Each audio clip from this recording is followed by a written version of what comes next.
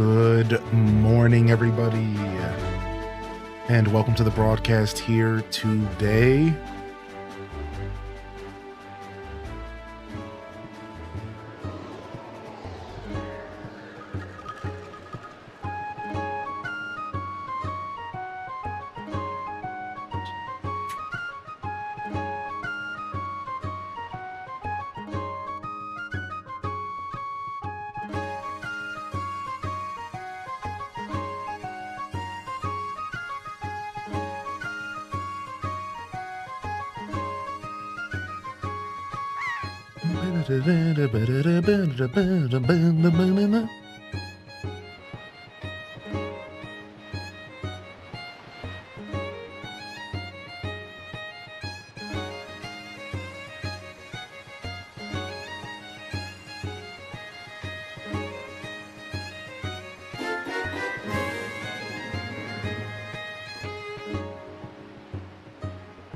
Good morning, Hylian and friends.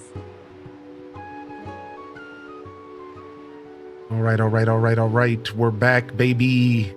Day 2 of the Grand Bazaar. Boy, am I excited. Welcome in here, everybody. Good to see you. Happy Thursday. I think so. You could hear my voice. I wasn't confident as I said that. Good morning. Welcome in, Jen, first in the chat. Red Museum, Dual Master D, Scarlet, Nugs, Casanova, Oz, Lemons and Limes. Thank you, early birds, for your patience today. We weren't too far off the mark here. Just a couple minutes. Titus, welcome to the show. Kyle Ecstasy, Maharit. Welcome back in here, Fat Cat Plush, H-Des Blush. M Bliss in the building, H-Des arriving. We'll be H-Des arriving in game all day today. We just unlocked the glider. Spicy Sinbun, good morning. Daz Abound, perfect timing. As a wizard, it's always perfect. Scarlet Broad, good morning. Number 1 special, first sub of the day, dude. Thank you for 39, man. Thank you so much, dude. Happy Snow Joe, good morning. I did see that, yes. You know, we haven't actually talked about that. I will, we'll have to show it off on stream or something. I know exactly what you're talking about. It was shared in the Discord. Of course it was. People know I'm a big Wind Waker fan. Welcome in here, Keisha. It's good to see you, Cozy. Good morning. Moonlight Jelly and X Crew. Welcome back, Crew. Good to see you back in here. It's always wonderful having a returning viewer back in the chat here another day in a row. Of course, whether you're new or to the channel or you've been here for a long time, I appreciate you. We got Druck in the house. They said, what to do, Beardface? Got the game last night. Nice, dude. I really do hope you enjoyed this game. Have you ever played Astoria Seasons before yet? Have you? 2 mega Pokemon being revealed. Mega Feraligatr has to be one of them, right? All the starters are going to get a Mega. I don't know what they're going to do with the pig. Mega Pig, dude. Maybe he already has one. Speaking of Pokemon, the TCG Pocket set has been released, dude. Pretty cool stuff. I'm pretty excited about it overall. Yeah, Mega cards are October, right. I actually did know that. The original reveal was uncertain, I think. Either way, yeah. It doesn't matter if I knew it or not. October is when we're getting the Mega cards. You're talking about TCG Pocket, I imagine?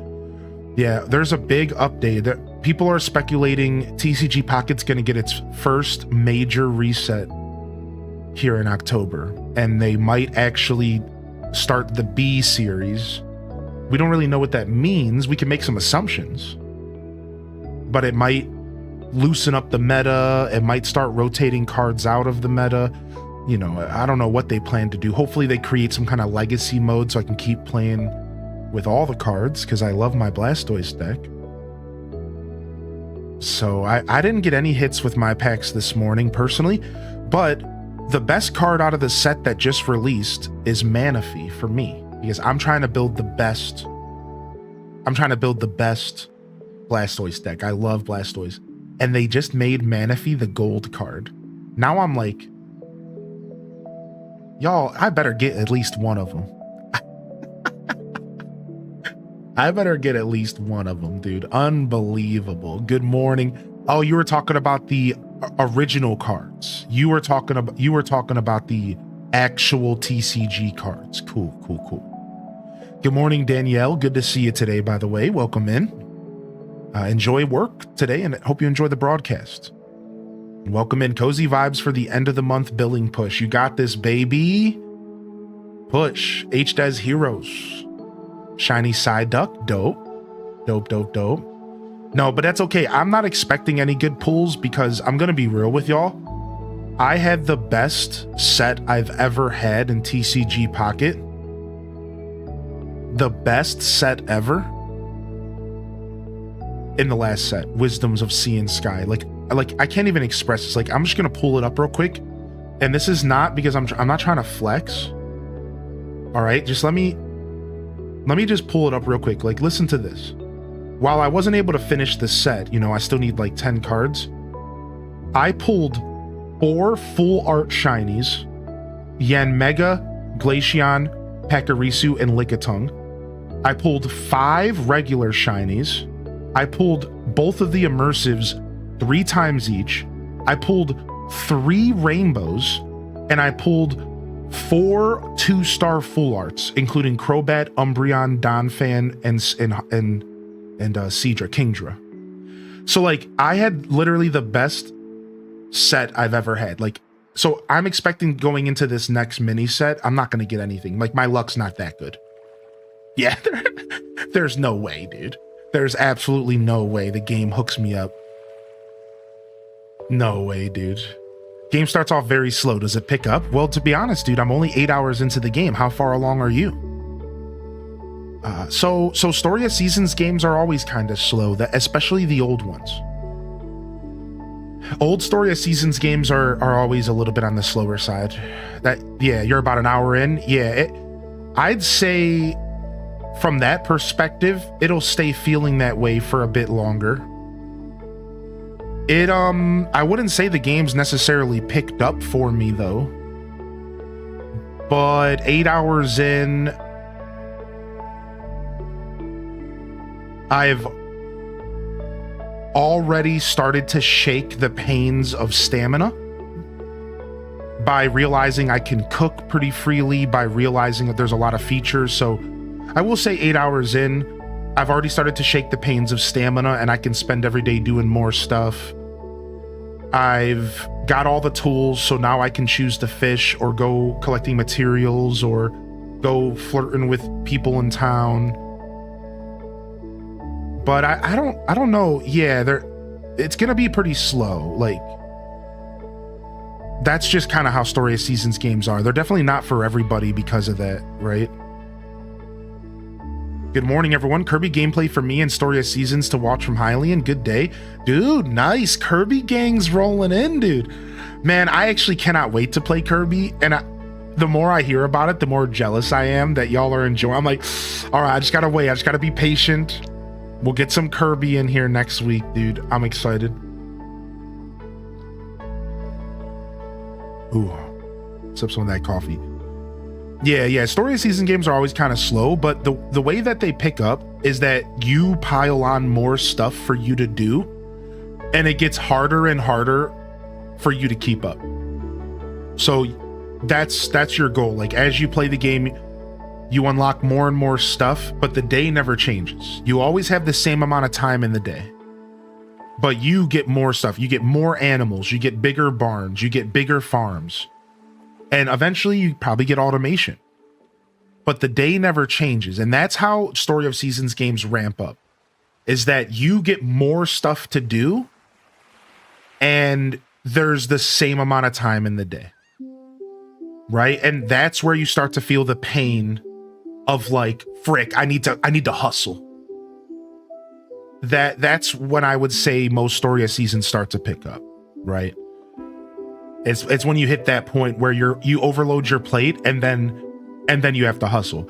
But the thing is that that's a player choice thing. You could also just play it safe and never overload yourself. So I guess what I'm trying to say is, like, if you're trying to squeeze the most out of these games, you need to be pushing the game to its limit.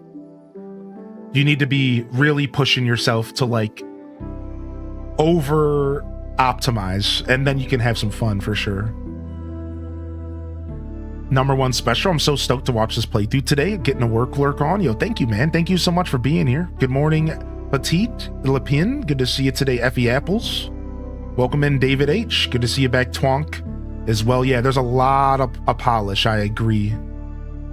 This is Stardew Ambient from Game Chops. Yeah, it's a super dope album. I was about to say super dope fly album, but that's a lot of adjectives. That's a lot of adjectives. Are you a Reds fan? No, I'd say I'm more of a Guardians fan. Yo, Zoe67, good to see you today. Jupi-san says, is there a guide for the buffs? I don't know if there's a guide for the buffs, but this game is a remake from 2005, so there might be a guide for the old game out there, and then you just have to watch for subtle changes, because they do change stuff, right?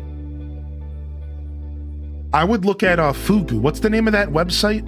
Fugu or something? Let me see. We have a link to the one for...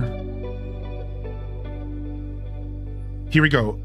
Fogu. I bet you Fogu might have... Let's see if Fogu has a link for... Here it is, Grand Bazaar.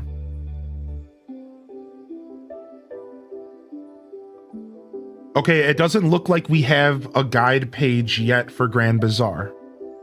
Sorry. Yeah, but here, let me go ahead and link the actual website for y'all. All right, and you could take a look. They have almost every single Harvest Moon ever made, with guides for almost every single one. And you can find the original Grand Bazaar guide right here. I'll link it. Now, again, the original is going to be different, so it might not actually be one for one, but it looks like we don't have a guide for Grand Bazaar yet. You're going to have to give it a couple days. Yeah, it doesn't look like we have one yet. Pogu's the truth for Story of Seasons. I was hoping for a net for the bugs. No, apparently you just catch them with your hands. Yeah. Yo, whose birthday is it? Wait. It's Petite's birthday today? Yo,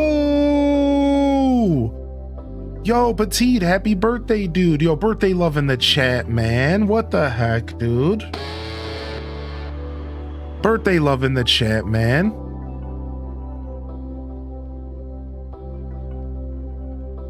Holy heck. Let's go ahead and throw it up, shall we?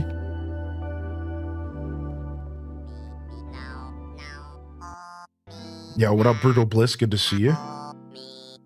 JR Prisma, Prof Unknown. Let me go ahead and hit the daily check-ins real quick, just in case I missed anybody. Nicole J, good morning. Yuki B Games, Cinnamon Stick, UMT Do. Mitzi Lee, good morning, Great Bambi. Again, Super, Ghibli Gal, Sage Ridge. Welcome back, Sage. Recyclops, welcome back as well. Good morning. Anybody else I missed, of course, jump in the chat. Let me know if you're out there. Greatly debating buying this game. I'm pretty slow to get new games. You know what that means? That you probably can catch a sale. These games go on sale pretty often.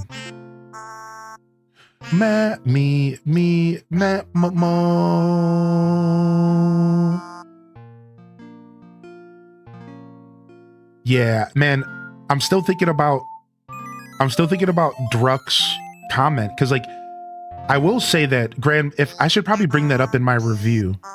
Grand Bazaar does start off slow. There's a ton of dialogue, and they keep throwing, like, little... You wake up, and every single morning, someone's outside your front door, like, here's a tool.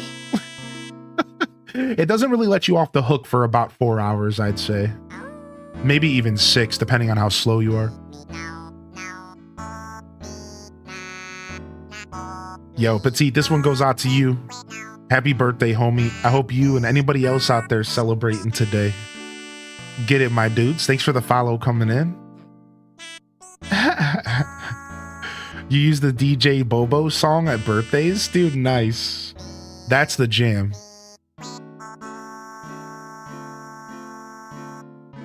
Oh,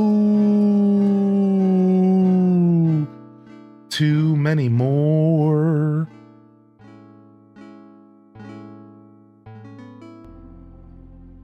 Nice. Very nice. Thanks for tuning in today. If you're over there on YouTube, good morning. Enjoy the broadcast. We will have timestamps below for you to skip to the parts of the video you want. Yesterday, I actually made a point to even timestamp out the breaks. I'm going to try to do that when we're playing fresh games because it can get me maybe more traction since they're fresh and on YouTube. So I try to make them pretty accessible. I hope you enjoy the show today, all right? If you're watching this in the future, drop a ninja rap in the chat. Good morning. Make sure you hit that like and subscribe, all right? Part of this community. It's my favorite space online. Thank you. Thank you so much for the tier 3 for 34 months. Tater Tot Soup coming in with the major level of support. Hope you enjoy the extra emotes. That puts you up to like 80, almost 90 emotes. Dude, enjoy them, man. And thank you for your continued support and patronage to the broadcast, to the stream, and to the dream. There it is. We almost nailed it. I played some of the newer story seasons, maybe because the remake of the old one's a little slow. Still enjoying it. Yeah, Druck, for sure. Yeah, the remakes are always going to be just a bit slower, right? They're made for a different audience, a different pace. The whole universe, think about it. The whole world was moving at a different pace 20 years ago. Of course, the video games were as well.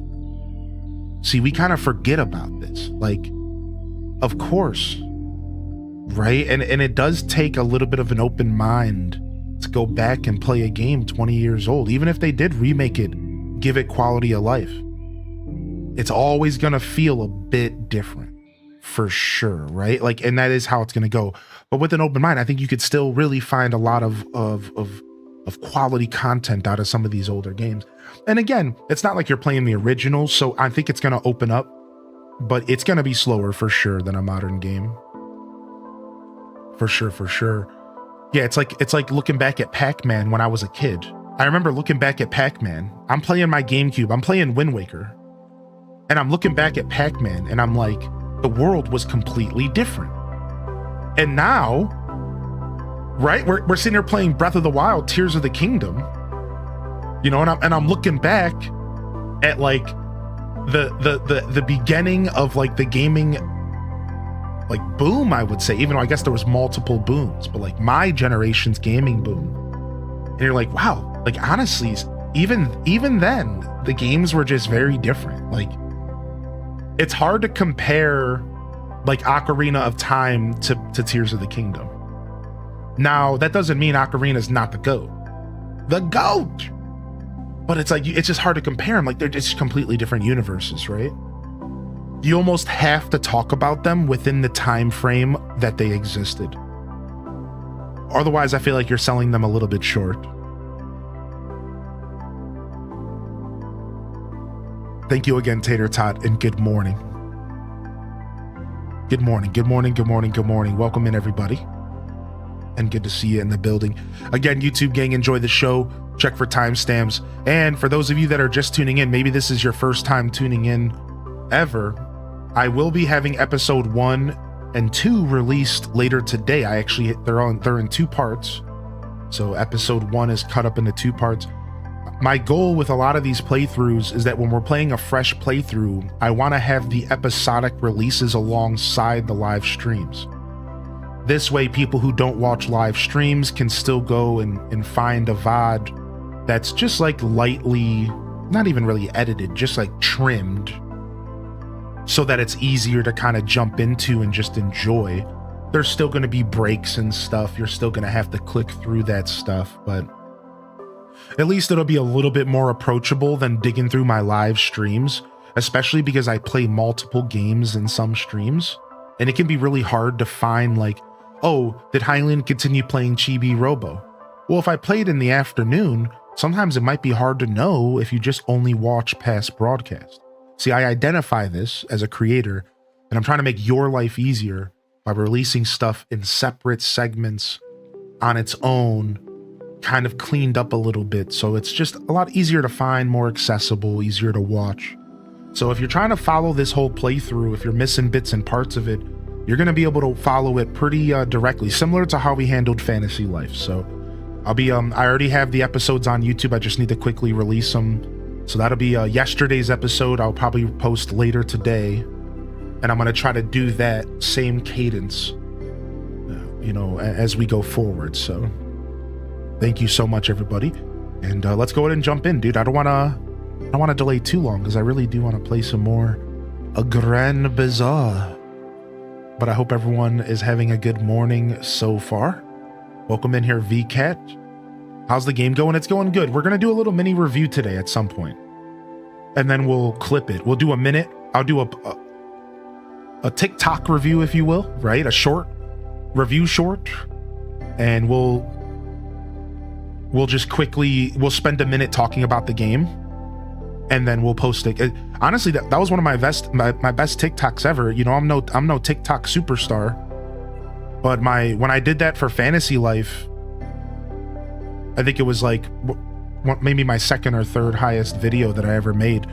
My best video ever made on TikTok is like 11,000 whatevers, dudes, and it's me talking about how you can stop the map from rotating in Scarlet and Violet. How about that? It's funny how actually well, like, informative content does. Like, if you're a creator looking to kind of create value, one of the best things you can do is create value through education, through informative content. I'm telling you, like, that's where most people can find a start in the content space. Because you want to create value, and what better way to create value than to tell people how to do stuff, right? Like, I got 12,000 likes or whatever on this video, and it's literally me just pointing out the fact that you can make the mini map not rotate, so it's always pointing north. That's it. I just talked about it on stream. I went back, I clipped it, I posted it. It's funny. People really appreciate that kind of content. There's a lot of value there, because if you really think about it, I bet you it's like a 5-to-1 ratio of people who are just shit posting versus people who are doing informative content, right? It's probably like 10-to-1. Let's be real. Think about your daily scrolls. How much of that scroll is just nonsense? And then how much of it is like, yo, here's a tip on how to do this really cool thing in a video game. Now, if you take away gaming, maybe if you look, because I get a lot of informative stuff to my algorithm because I look for it. Like, I like food informative stuff, like cooking. I like nutrition informative stuff. But I feel like when it comes to the gaming space, the majority of the stuff you see on the internet is just like, it's fun stuff. It's silly stuff. It's meme stuff, right? It's probably like a 1 to 5, maybe a 1 to 10. It's mostly memes and silly stuff. And then it's like, here's an informative post on the best thing you can do to make Story of Seasons not feel slow or something, right? Like, I feel like there's a lot of value in that space, and a lot of people don't want to take the time to do it because they think it's boring. And that's good, because you shouldn't be putting out content that you think is boring. You got to speak to your soul, you know? So it's very interesting, but I find informative content to be a good niche for people. I would probably do well in that niche because that's what I do on my live stream, but that would require me to care about social media. That's not gonna happen. Man with a Pot? Yeah, I've seen Man with a Pot, yeah. 90% dogs, 5% anime, 5% informative. I should make a short about the S2 edition cart. Yeah, that kind of stuff I think people really appreciate. And it's just like, you know, it's not always gonna go viral like a meme of a cat doing a weird dance is, but it'll certainly create value. And I think people are drawn towards value more than they are memes. Like, memes are funny, but you don't follow creators always for memes. I think you do support creators for like informative stuff. And then occasionally you're like, okay, this guy's got fire memes. Occasionally you're like, okay, I need some silly in my life. I don't know. I'm sure there's some meme lords out there. You know, you can't speak for everybody. I'm sure there's plenty of people whose whose whole gaming TikTok is just clips of people failing. I bet. Do you think there's enough content in Story of Seasons to make informative videos about it? Sure. I think I've learned with Animal Crossing that you can make content out of anything if you're creative enough. Yeah, sure. There's definitely enough stuff because there's always going to be questions people are going to stumble across. Everything from basic tutorials like this is how you acquire the fishing rod to more in-depth stuff like this is a tip on how I managed to earn this much money by year 1. This is a tip on how I handle my chickens so that you get the best product fastest, right? And that's just 2 ideas right off the top of my head. If you are creative and dedicated enough, you can create informative content out of any game. I don't care. I could probably go create a 20 video series about Ghosts and Goblins on the Sega Genesis that's also informative. Heck yeah. I could probably go create a 20 video series on just that dinky game from 1942 or whatever. Right? Because I think it just comes down to being able to identify where people struggle in a game and trying to provide as much value in different directions as possible. I'm obviously I'm obviously being hyperbolic. I think your question's valid. Like, not every game's going to be as good as the next game. That's really what you were saying. And you're right about that. Like, if you were to create informative content about World of Warcraft, you have an unlimited supply. Palia, unlimited. Because those games are constantly being updated. So those are always the better niche. Whereas if you stick with a game that's single player, you're unfortunately going to hit a wall eventually. And that's kind of what you were hinting at, right? There is going to be a wall. There's going to be a cap. And at some point, it's going to be like, okay, I've talked about everything this game offers. I don't think the cap's that low, though. And that was my point. Yo, what's up? What's up, Dolore? That was me with the blue roses. I followed Daza because of his info. I'm telling you, man. The Dazabound, did you hear that Dolore got their first blue rose finally years into the game? Completely legitimate. It finally happened. I don't know, not with Skyrim. You can always do a playthrough as a child or something. Yeah, see, true. You're right about that. And that's the perfect example of some games are timeless. You 100% right, Cinnamon Stick. I feel the same way with like Tears of the Kingdom. Think about that. You could make unlimited videos about Tears of the Kingdom, right? So a better question would be, how low is the cap? Exactly. And I think Story of Seasons probably has a relatively low cap, but it might not be as low as one would think. And that's what I meant by the comment about Animal Crossing. I learned with AC that you can push the content to its limits. You can get super creative and you can really do some fun stuff if you really want it hard enough, right? Like, we're still creating unique ways to create content around Animal Crossing 5 years later. I've gotten compliments. I've had people send me messages and say, dude, you do some of the most unique stuff with that game. You managed to take a game that seems lifeless 5 years in and create life within it. And that's something special. That does take effort, right? Now, of course, we were talking about informative, which is different. But still, I do think there's a level of creativity that some people maybe can squeeze more from a stone. You know, that old saying, you know, whatever. Yo, what's up, McNug? Good to see you today as well. All right, let's jump over. Yeah, I wanted to chat a little bit more, but I don't want to go too far with our intro today. Let's jump over. That's right. That's my cue, Dazabound. Can you lengthen the clock in Grand Bazaar? No, I don't think so. I don't think you can lengthen the clock. It's a pretty old game, so you might be stuck getting used to the clock. However, you should know that I think the game will get better over time. Yeah, it feels a little bit hurried at first, but I think you'll get used to it. Yeah, did you know? I saw the rain this morning and I was freaking out, dude. Look at this.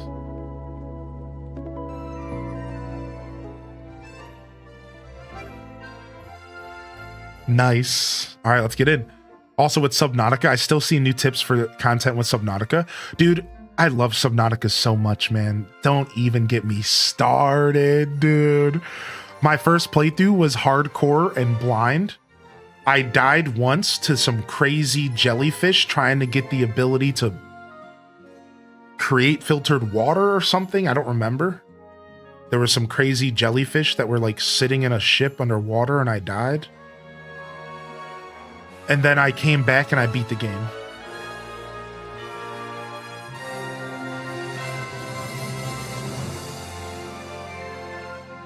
One of my favorite playthroughs ever. You'll find it on YouTube if you ever want to watch.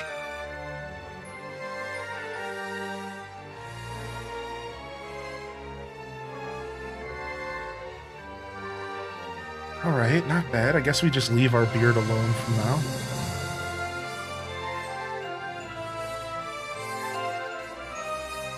Don't want to mess with it too much. It's kind of doing its thing. It's kind of not. You know, whatever.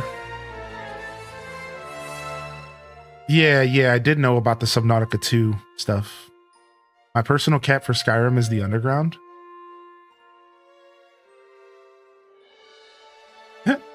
That's funny. I see what you're saying, yeah.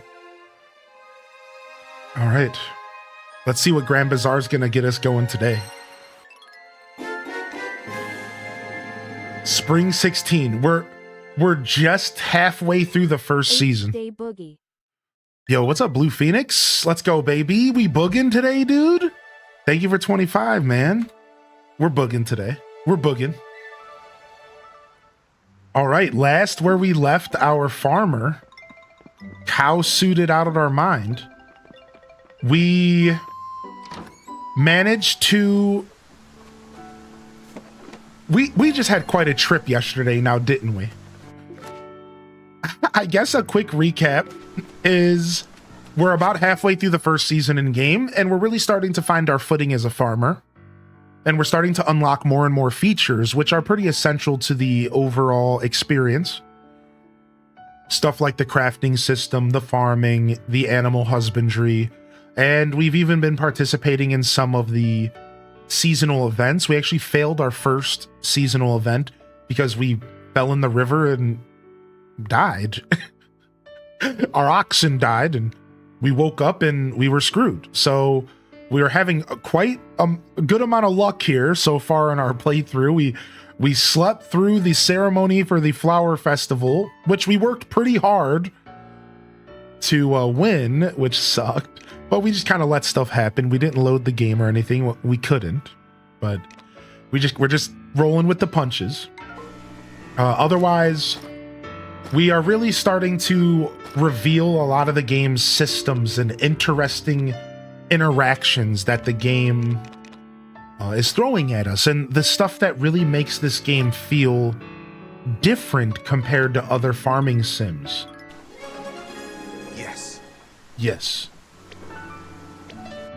Stuff that really makes this game stand out from a lot of other farming experiences, right? All right, nice. We just got the stuff we needed to go crafting. And we could go craft that jewelry that we needed, and we can get the next stall going. Nice. So just to kind of give a recap of stuff that we've experienced in the game so far. Look, we have a cow glider. I repeat, we have a cow glider. Anyways, so some of the stuff that we've been like kind of opening up in the game is, so the story is that this town, it has a bazaar, and the bazaar every Saturday in game, you go to a big open market and you sell everything that you've earned. This game is very different from a traditional farming sim. How so? Well, there's no shipping bins. You don't ship your goods in a bin. Yeah, instead you ship stuff at the bazaar. Every Saturday you sell things at the bazaar, and it's different. I've never played a farming sim like this ever.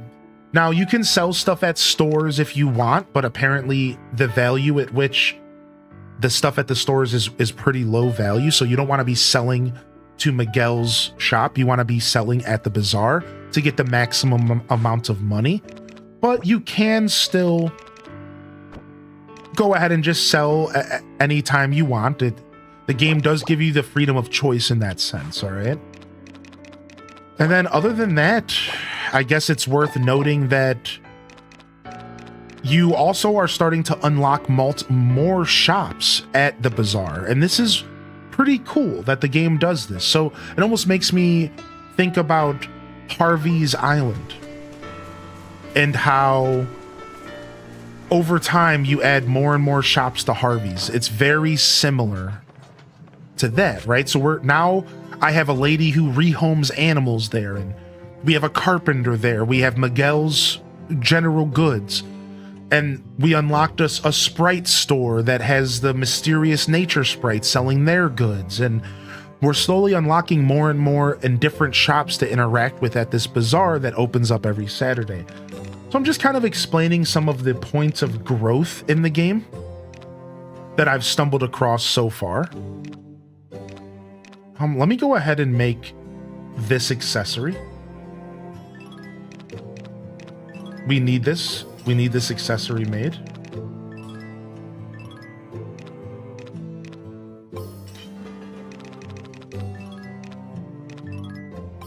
And then we can actually make ourselves a new watering can. I'm going to do it. I'm going to get myself an upgraded watering can. It takes 6 hours. And I think my watering can just left my inventory. Oh, wow. So upgrading your tools still takes them away for the day. Good thing I did it in the rain. Ooh, harvest. Well, before we do that, let's go take care of our animals. The cow glider would give me the strong urge to say moo every time I used it. Which is fair.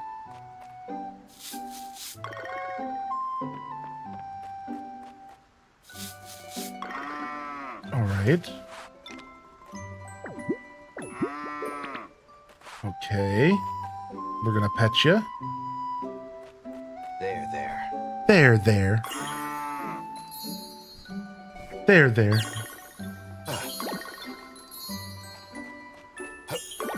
All right, so just take care of our animals. And if you're wondering what the music notes are, the music notes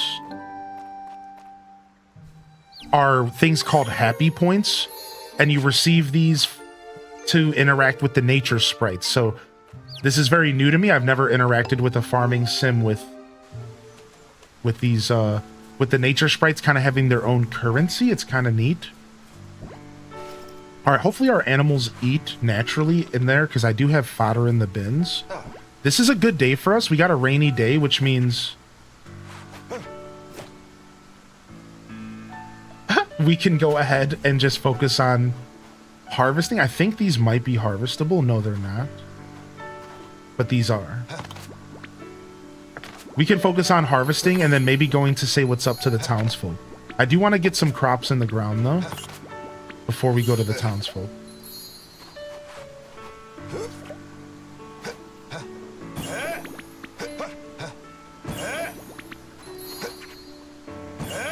Yo, what's up, King of Arcadia? Good to see you. All right.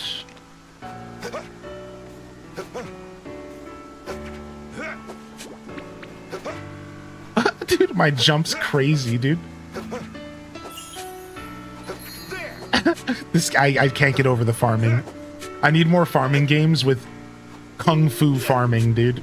I need it. I need it in me. All right, and then let's go ahead and grab some seeds here to plant. It looks like we have a good amount of space here. We could plant some stuff that we've never planted before. So here's some soybeans, and then we have some wheat and some tea.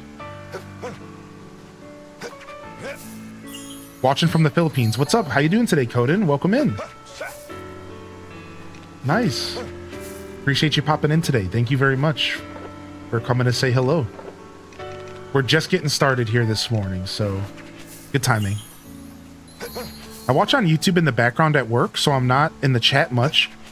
Can't wait to get home after work to play again. Such a great game. Dude, nice. Welcome in here. How you doing today, Burmy? Yeah, you popped in here yesterday and you were chatting a little bit as well. All right, we better not let ourselves pass out. Let's go get our bath. Yeah, it's nice to meet you in here officially again, Burmy. And enjoy the show, enjoy the lurk. Lurkers are always appreciated. If you choose to lurk over at the Lurker Zone on YouTube, that's totally rad. And your support is appreciated. You should know that I value that support just as much. Yeah, we're listening to the in-game music, and it is lovely. This game's music might be one of my favorite parts of the whole game. It might be one of my favorite parts. The music is selling me big time. Nice. We got some 1-star fertilizer, so we can get higher ranking fertilizer apparently. All right, field is taken care of today. A little bit longer than I expected. I really need to get to town early so I can do a quest. All right, let's just put all of this stuff away. Now that we have the extra space in storage, we can just start putting everything away. And let's go ahead and grab these cookies just in case we need to eat. And then let's go ahead and do some foraging. And I'm going to sow these fodder seeds. Just got to get those out of my inventory, get them out of the way. All right, I think we actually might just eat these cookies now. Eat up. And it looks like we're getting a buff. Nice. Cookies. Petting rare item. Dang it. I don't know what that means, but I think we should have ate that before we pet our animals. What's the benefit of fertilizer every day? So fertilizer increases the quality of your crops, and the higher the quality of the crops, the more they're worth. So if you fertilize your crops every day, for example, you can get the highest quality possible, which would be 5 stars. Now, I'm sure that there's like an optimal... I'm sure there's a system in place that's like, you know, maybe you can stop fertilizing at a certain point. But the game's so new, I'm not sure about that, right? So for now, your best bet's just to fertilize every day. And this is probably similar to A Wonderful Life. See, in Story of Seasons, A Wonderful Life, there was a similar system where you could fertilize every single day. And based off of that game, I imagine that there's nothing but benefits to fertilizing daily, right? So nothing but beneficial to fertilize daily, I imagine. Again, just using knowledge of a previous game, I can't confirm that. All right, let's make ourselves some speed food here. We'll make 2. Does this game have a box to sell, or do you need to run a shop? Yes. So yeah, you have to run a shop, but you can also sell stuff at Miguel's Mercantile. So there is like a general store you can sell stuff to, or you have to sell stuff at the Grand Bazaar. That's your options. This game doesn't give you any other options.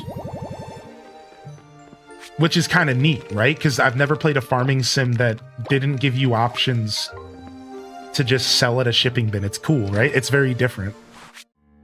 All right, why is it... All right. My little nature sprite's hanging out over here. Let's talk to him. He's hiding. Heya! Heya, how you doing? Yo. It looks like the nature sprites can't be leveled up in this game. So we might be interacting with them differently. And correct, Pixie Rose is perfectly correct there. They said, and keep in mind that you make more money if you sell at the bazaar. So you as a player have to decide sometimes, okay, I want this food, I want this money now, versus maybe I'll get this money later and I can hold off, right? This reminds me of A Wonderful Life. Did anybody play A Wonderful Life? There was a similar system where if you waited to sell your stuff for when Van showed up, you would get more money, right? But otherwise you could just sell any day, but Van was always the best person to sell at, right? I just hate wasting time running a shop. Well, the funny thing about that is this whole game's based off of running a shop, so you shouldn't look at it as wasting time. You should actually embrace it as one of the game's systems because like that's the whole game. It's called Grand Bazaar. The whole game is designed around the shop. So this game might not be for you if that's how you feel. Yeah, like that. Yo, how you doing, by the way, Mortis Rose?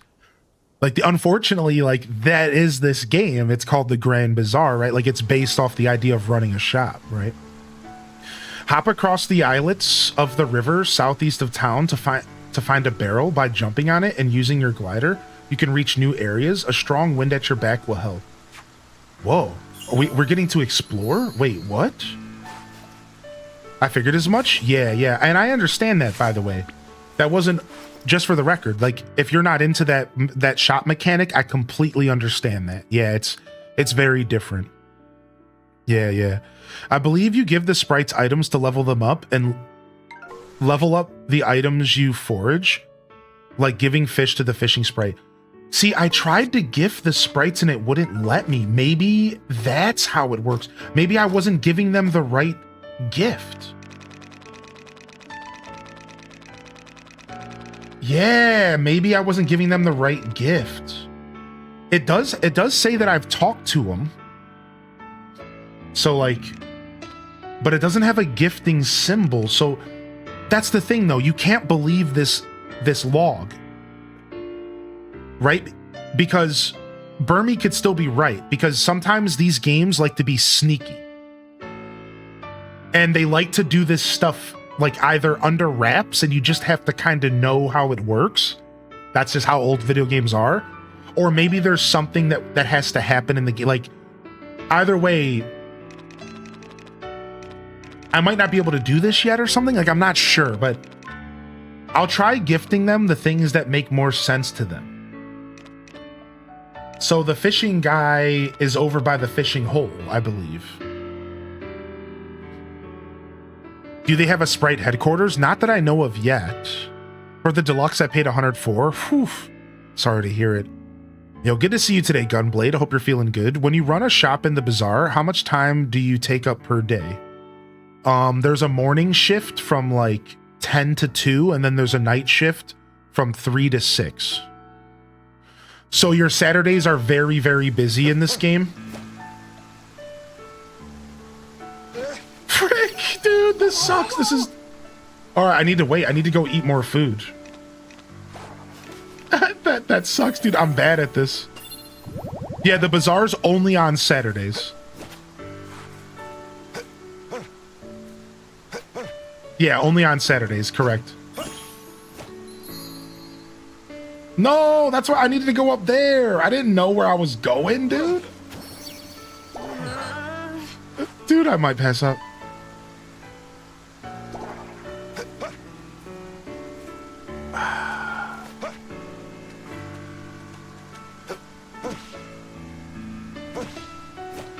Woo! Nice. What's up, Aelith? Hey. Wait, we just found the sprite headquarters. Never mind. There it is. Yeah, you have a whole week to prepare for the bazaar. Nice. Ba-ba-da-ba. Welcome, welcome. This is our house. We're always bumbling around outside when the sun's awake. But when the sun goes to bed, we stay here. But you can come hang whenever you want. Because we're buds, right? Don't be shy. Just stop on by. So happy. Look at their little portrait. Look how cute that is. Oh yeah, it's not daily, Mortis Rose. That makes more sense why you were maybe a little bit hesitant. Yeah, it's way more manageable. So it's only Saturdays that you run the bazaar. Every other day is yours to do whatever you want. That's right. Yo, what's up, G-Ski, by the way? What's up, GC? Yo, when's Hot Shots Golf come out? Exactly. Oh yeah, there was something we wanted to ask you. We were hoping you could share some of the happy stuff that you found with us. The more stuff we share, the more beautiful stuff we can do for you. Sharing is caring after all, right, bud?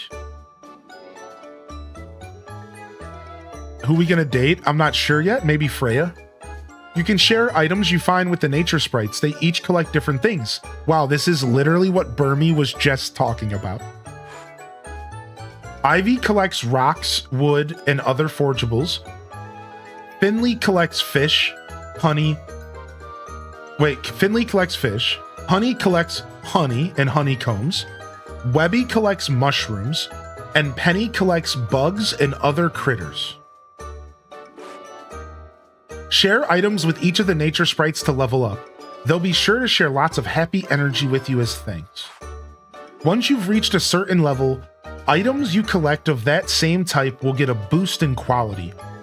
That is so interesting. So you gift them items, and then the items that you forage in that category are naturally or higher quality.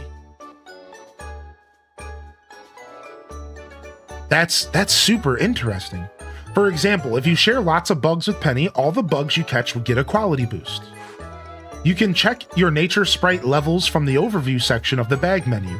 Details on their cheer time effects at the Bazaar can also be found there. Happy times! Hoo-ha! Happy day! Guess that makes us sharing buds from now on, Rob Boss. See you around. Happy, hey. What's up, Pee-wee Crossing? Welcome. You got a golden egg, and you just have 2 hearts and 0 stars. So it's got to just be RNG, or it's got to be based off of hearts. All right, so let's go ahead and quickly check the information page here. And let's go see what these dudes are all about. Good morning, Nugs. Okay, so not this page. Nature sprites. Found them. So, may extend cheer time. Always boost item freshness. Always boost item quality. May sell 2 items at a time. May sell more items overall. Wow, dude, this game just keeps laying layers on top of layers of interesting systems for you to work with. It just doesn't stop. Was this house built into a big tree stump? It even got a tiny door and windows. Dang, I guess we can't go in there. Is this how we got here? Yeah, this is how we got here, so we can go this way. Does the game allow same-sex marriage? I believe it does, yes. Oh, wow, we can't even pickaxe this stuff. Yeah, there's no way, right? We got gold up here. All right, let's get out of here. Woohoo! Woohoo! All right, nice. I'm really happy that we did that today. I was thinking that I was wasting my time. I was like, man, I hope this is worth it. It totally was. All right, let's go get this request from super cute scenester chick. Let's see what she wants. Hey, Rob Bosch, you busy? I dropped a bag somewhere by the yellow windmill. You haven't seen it, have you? Find the lost item. Okay. What? Huh? You'll help look for it? You really don't have to go through the trouble, you know. Always the people pleaser, aren't you? Or maybe you're just bored. Whatever. Seriously, it's not a big deal. It's just a bag. I guess. I'm just annoyed that I lost it. But if you happen to find it, I guess that'd be cool. Right. You know, whatever. See you. Shut up. I hate her. I'm not even gonna lie. I hate her smug attitude. You freaking little rat. I'm not. Yeah. Get out of here with your. Get out of here, man. She's such a rat, dude.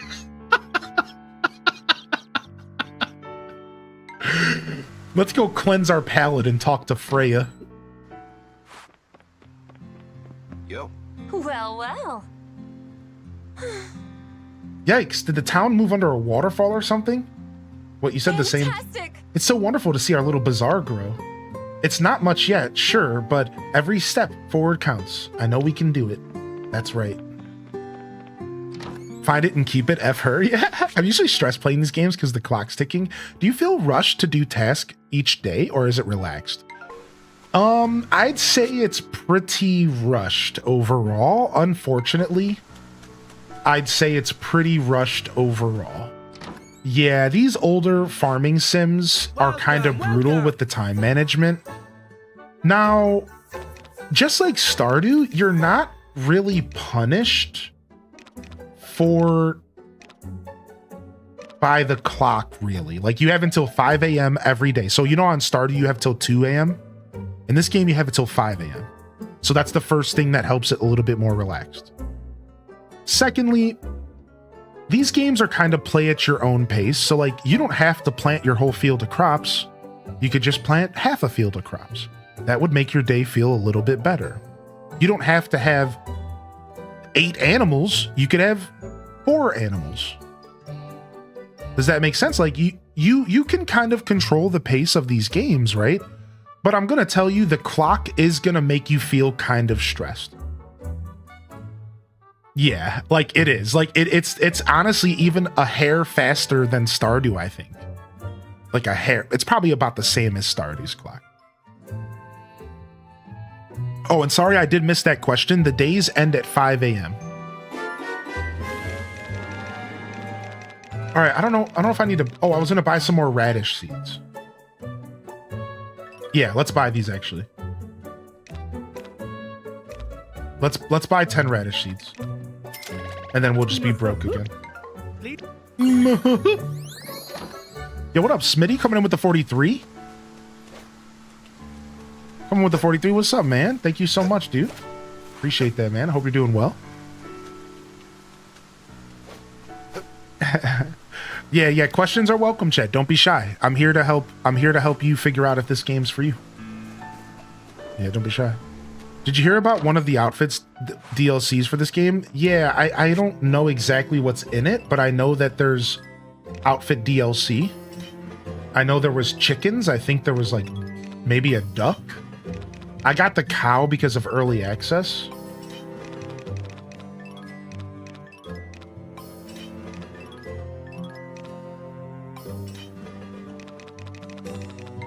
All right, nice. Did my jewelry finish?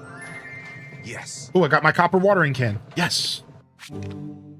No, my jewelry's not done yet. We're gonna wait. All right, so let's go ahead and check some requests. We do have some requests, and I think I need jewelry and I need dyes. So we need to figure out the dye stuff. So let's do that. Do we have anything left in the production line? We don't. So we do have to wait a little bit. So let's wait a little bit and then we'll come back. Wait, really? That's so dope. I didn't know that. That's so special. What the heck, man? All right, are my animals eating naturally? I'm still learning how this game works. All right, I need to go inside the barn to check. Are you guys eating naturally? You are. Okay, you haven't eaten though. Why not? Do I have to man? Okay, there's no more food in here. Well, that makes sense. No feed left. Okay. That's not good. I think we can cut some fodder down to get some feed.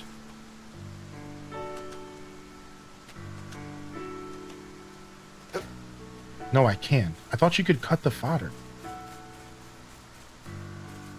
Yeah, you can't. What the heck? I thought you for sure could cut the grass. All right, well, I think I have enough money to go buy some fodder at the store real quick. Hopefully it doesn't close yet. I think he closes at 9. Will you be able to buy outfits at the bazaar when you finish that quest? Yeah, I think so, right. Because the one lady's a fashionista. There's a fashion store that I'm trying to open. And a decoration store. So I don't know what kind of outfits I'm going to be able to buy. They might not be as good as the cow costume. But yeah, I think outfits will be available. All right, let me quickly buy some fodder. I need to be able to feed my little animal today. It needs to grow first? So it's just not fully grown yet. Okay. I thought it was. Maybe my animals ate the fully grown stuff. All right, we have enough for just one handful. We should probably check the weather to see if it rains again tomorrow, but I think we'll be fine. Trying to decide between this game and another game? Whoa, I almost jumped in the water. Nice. What's the other game, if you don't mind me asking? Yo, good morning, Tiny Pandas. Thanks for the pro tip. Good morning, Stella. And welcome in here, Tamper, the perpetrator. The cow costume must surely increase your mobility. It helps It helps to move. Rune Factory, Guardians of Azuma. That is a tough competition right there. I think Rune Factory was pretty good. I played it for about 5 to 8 hours, and I liked what I played. There. That's a tough decision. Okay, nice. Eat up, little bit. All right, now all the animals are fed today. Nobody's starving. All right, now we need to grab flowers. We need to grab flowers to make dyes. So let's grab a bunch of flowers out of here and see what we can do here. I played every RF and Story Seasons game up until now. Oh, wow. So you're just trying to decide which one to play, I guess, maybe even first? I think this game would maybe go on sale before Grand Bazaar does. Or sorry, Rune Factory. Maybe that will help you decide.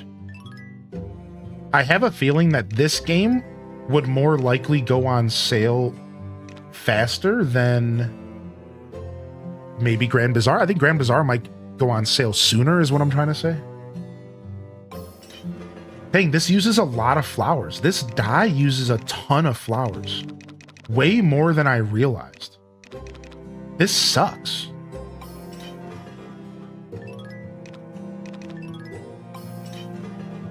I'm gonna need a ton more flowers, dude. This sucks. All right, let me grab all this stuff.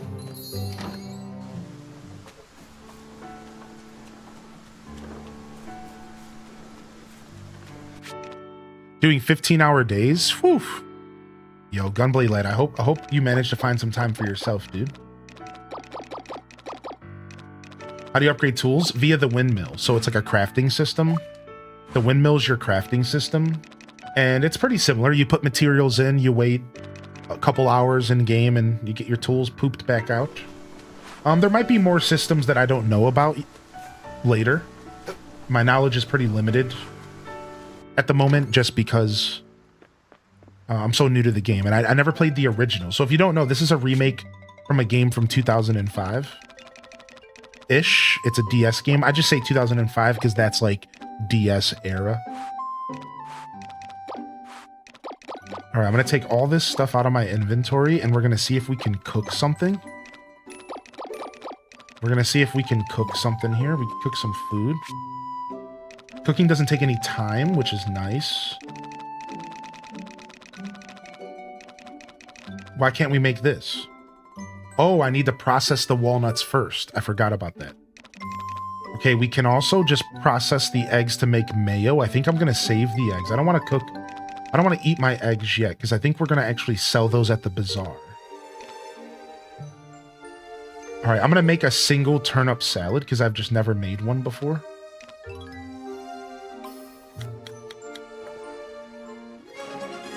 Nice. Don't confuse your flowers with flowers. The Pun Blade Lad has returned. A legend amongst pun enthusiasts. Oh, yes. Wow, what a pickup. I actually had somebody send me Animal Parade in the mail, and I was very blessed them to do that. It was very cool. Yes. All right, nice. A little bit of food, so that'll help us kind of get through the rest of the day, because I kind of want to go out and do some more adventuring. If only I didn't fall into the freaking lake multiple times. We should be able to take our second bath.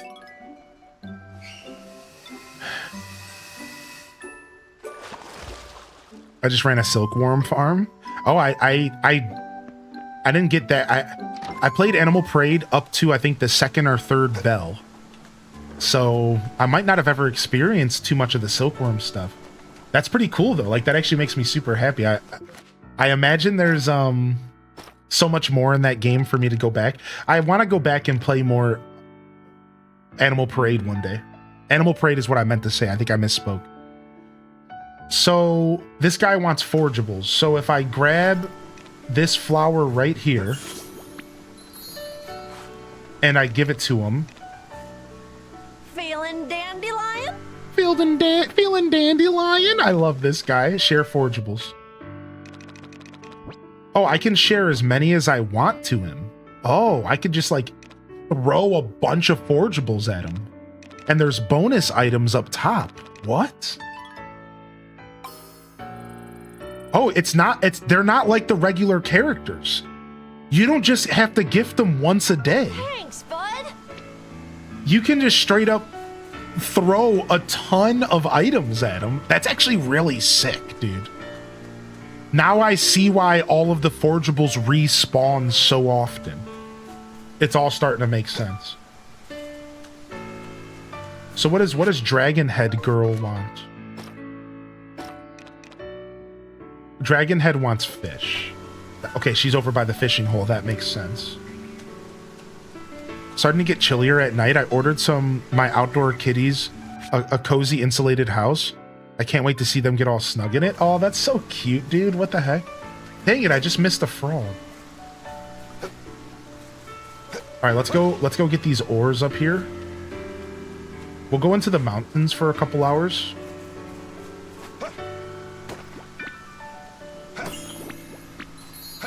Yeah, good way to clean out your inventory, right? Yo, Espresso Jeffro, I really hope this game goes for sale in the holiday season because it definitely shows its Harvest Moon roots. Yeah, I agree with you. I also would love to see Animal Parade get remade. So we have Fran Marie popping in. They said, I came over to ask, what are your trending items for the Bazaar in your first season?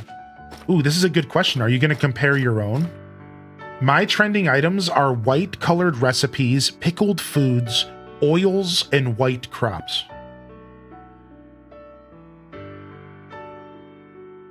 I think Guardians of Azuma sounds like the game for you, Mortis Rose, for sure. Like, out of the two. Besides for the combat, like the boss fights, that game was a little bit chiller clockwise. Why does egg drop soup sound so good right now? Yo, how you doing today, Gil? Good morning. Appreciate y'all. If I missed you rolling into the chat, don't be shy to jump in and say hello. I might have missed a couple people rolling in.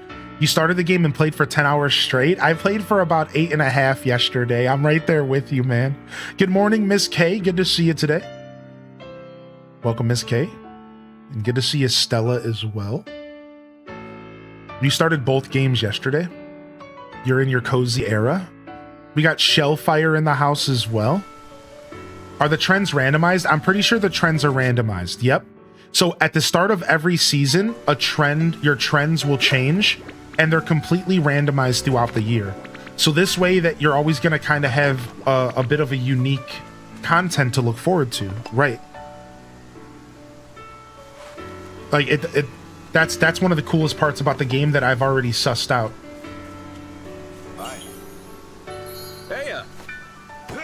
Is that through that system, it's gonna be a little bit. You're always gonna look forward to maybe something a little different. So I have the worst stuff trending. Really, dude? That sucks. You can have bad stuff trending early game. I guess that's just a luck of the draw, right? That sucks, dude. That sucks. All right, what does the doctor here want?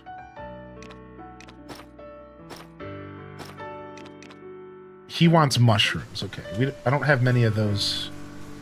All right, let me go grab this hermit crab. Got him. Back on Poot lately because Expedition 33 and P3R are driving me insane. Poot's the best. Love that game. Oh, there's another frog around here. I'm gonna grab him. Come here. Yes. Nice, first time catching frog boy.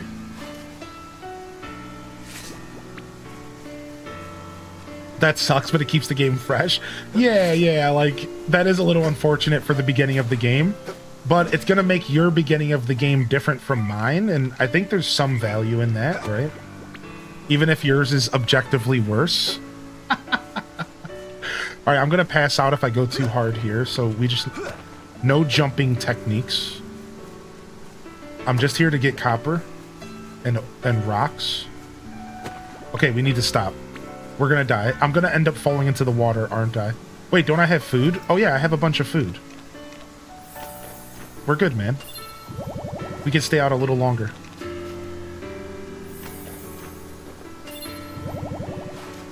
I figured I'd take advantage of the rain and give myself a nice forageable day. Since I haven't really had time to do foraging, I've been keeping myself busy with my farm. So this is actually super refreshing for me to get an opportunity to go do some of this. Ah! Okay, we need to chill. I'll save the rest of my food for tomorrow. We might need it. It's getting late.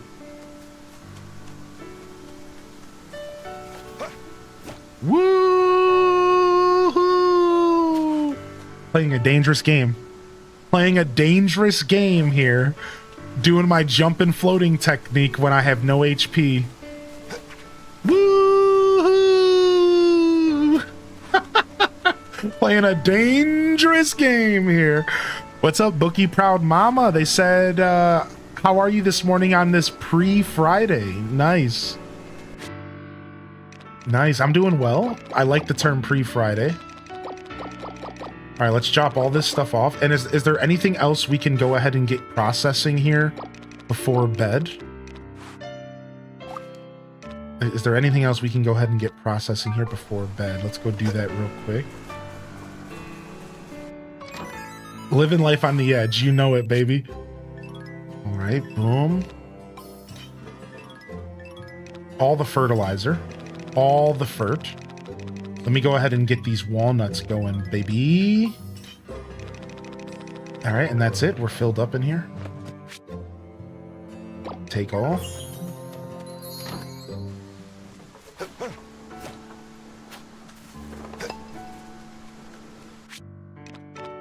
Drop this off, and then there was one more thing I wanted to do before bed, but I forget. I think we're okay. Oh, I want to go to the TV and check the weather for the next couple days and see what's going on here. Oh, the Veggie Vengers is back.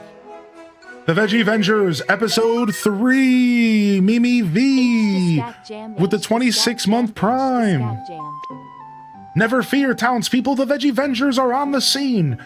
Gwahaha! It'll take more than some fresh-picked chumps to gum up my plans. Eat this anti-veggie beam. The Sugar Shockers firing more veggie-intolerant beams at the town. What will the Veggie Vengers do? Not so fast, Cavity Fiend. Crops, together now. It's time for the Veggie Vengers' signature move. Solid Salad Kick. To be continued. Sick. All right, weather forecast. Yo, what up, Wavester? Good morning, dude. Good to see you. What's up, Taco, as well? Yo, H-Does Hero Swords, you got this, man. You got this, man. Welcome in. Yo, what's up, Fran Marie? Good to see you as well. You started playing at 6 p.m. when it released in the UK. I stopped at 1 a.m. This game has stolen my life.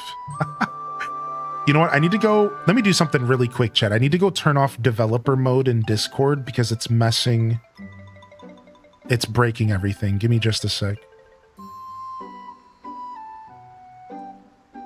It keeps making my Discord black out, and I can't... And, like, it's like, I can't see mod chat. I need to make sure I can see chats, just in case somebody needs my attention. Okay. Hello, everyone. It's that time again for today's broadcast. So, today, it's... So, no, tomorrow it's going to be clear skies. Tuesday, we have rain again. Oh, we're going to get another rainy day soon. Yes! Wednesday, it's going to be sunny, no wind. Thursday, spring 20, it'll be clear. Okay, so we have one more rainy day coming, which is nice. So we're going to need to make sure we get some fodder before that rainy day shows up. How are you? Yeah, it goes gray until I tab out and tab back in. Yeah.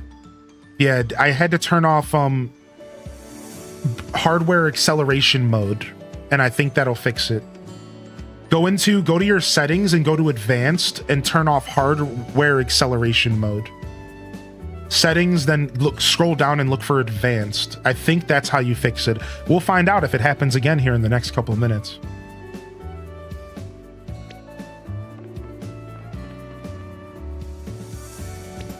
All right, time for bed. Yo, good morning, exhaustion. Yeah, that's been happening to me recently. I'm glad it's not just me. I thought it was my computer or something. You actually really just saved me so much grief because I thought it was just me, man. All right, let's save. So we have our first cloudy day in the game, actually. I've never seen the cloud symbol on the top right, at least not that I noticed. So it looks like we have our first official cloudy day, which is kind of neat. I just like that there's different weather patterns. I always find that kind of stuff to be interesting.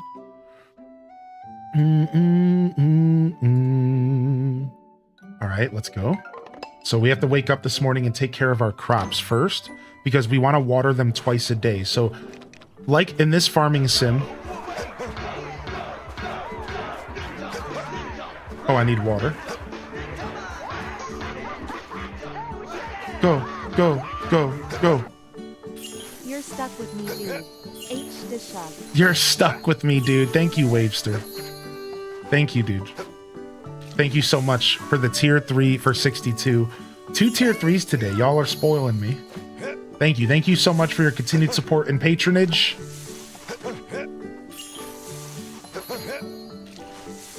I sincerely appreciate that. Thank you very much. All right, nice. My watering can is more efficient and it's using less stamina. So I think as you level up the watering cans, it uses less stamina than its predecessor.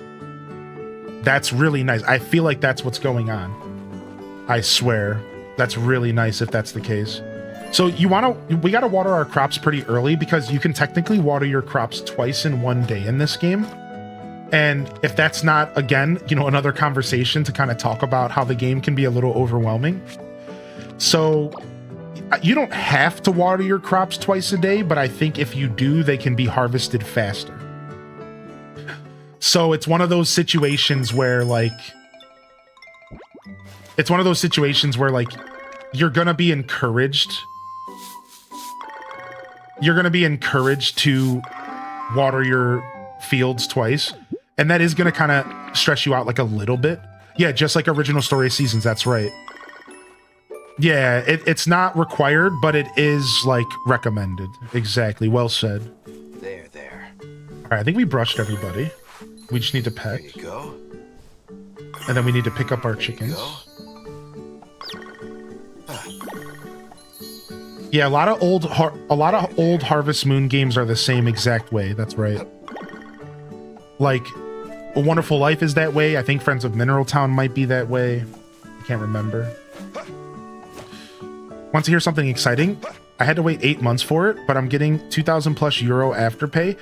There's still a need for taxes to be taken off, so that I'm not going to see all of it in my bank account, but still. Nice. You should treat yourself. Cindy, you treat yourself to something. Dude, you've earned it. And that was, I did, that's strike one. You've earned it. Hopefully you treat yourself to something. That's what I think you should do. But, I'm not here to tell you what to do. Obviously. That's not my place.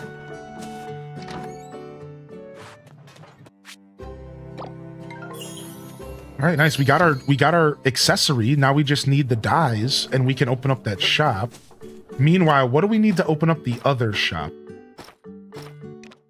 We just need 10 iron, 10 wood, and 10 lumber. Or something like that. 10 stone, I think. All right, let me drop all this stuff off. Let's go ahead and get our fertilizer out. And then we'll come back and we'll grab stuff for that quest. I think we can open up a new bazaar today. For the upcoming bazaar day. All right, let's go ahead and do our fertilizer real quick. You got an interview today? Let's go. Vault Dweller Lee coming in hot with some good energy, dude.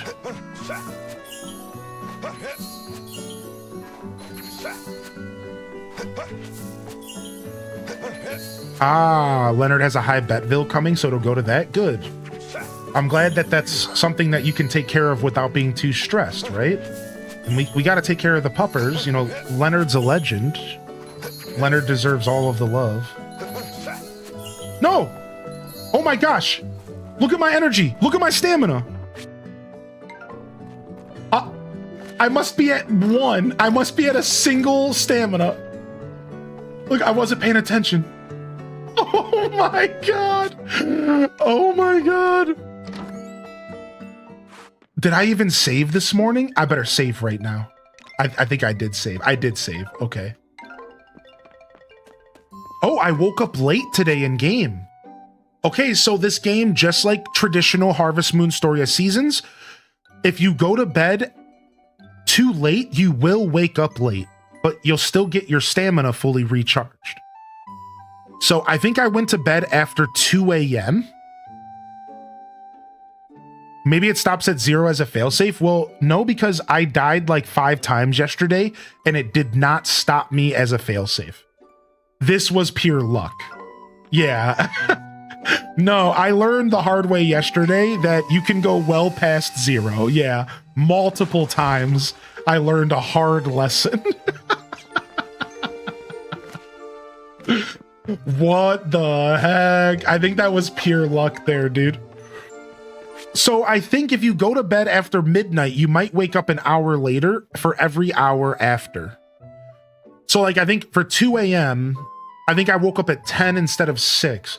I think that's how this is going. So you still want to try to get to bed before midnight, I believe, maybe before 2 a.m. The jury's still out. Yeah, the jury's still out.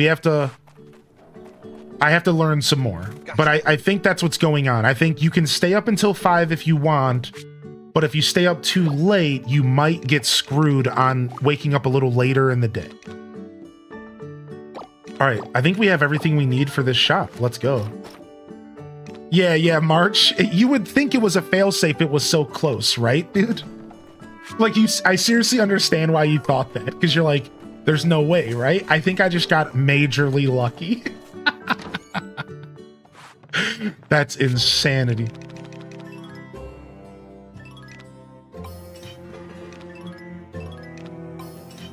All right, let's get that lumber going.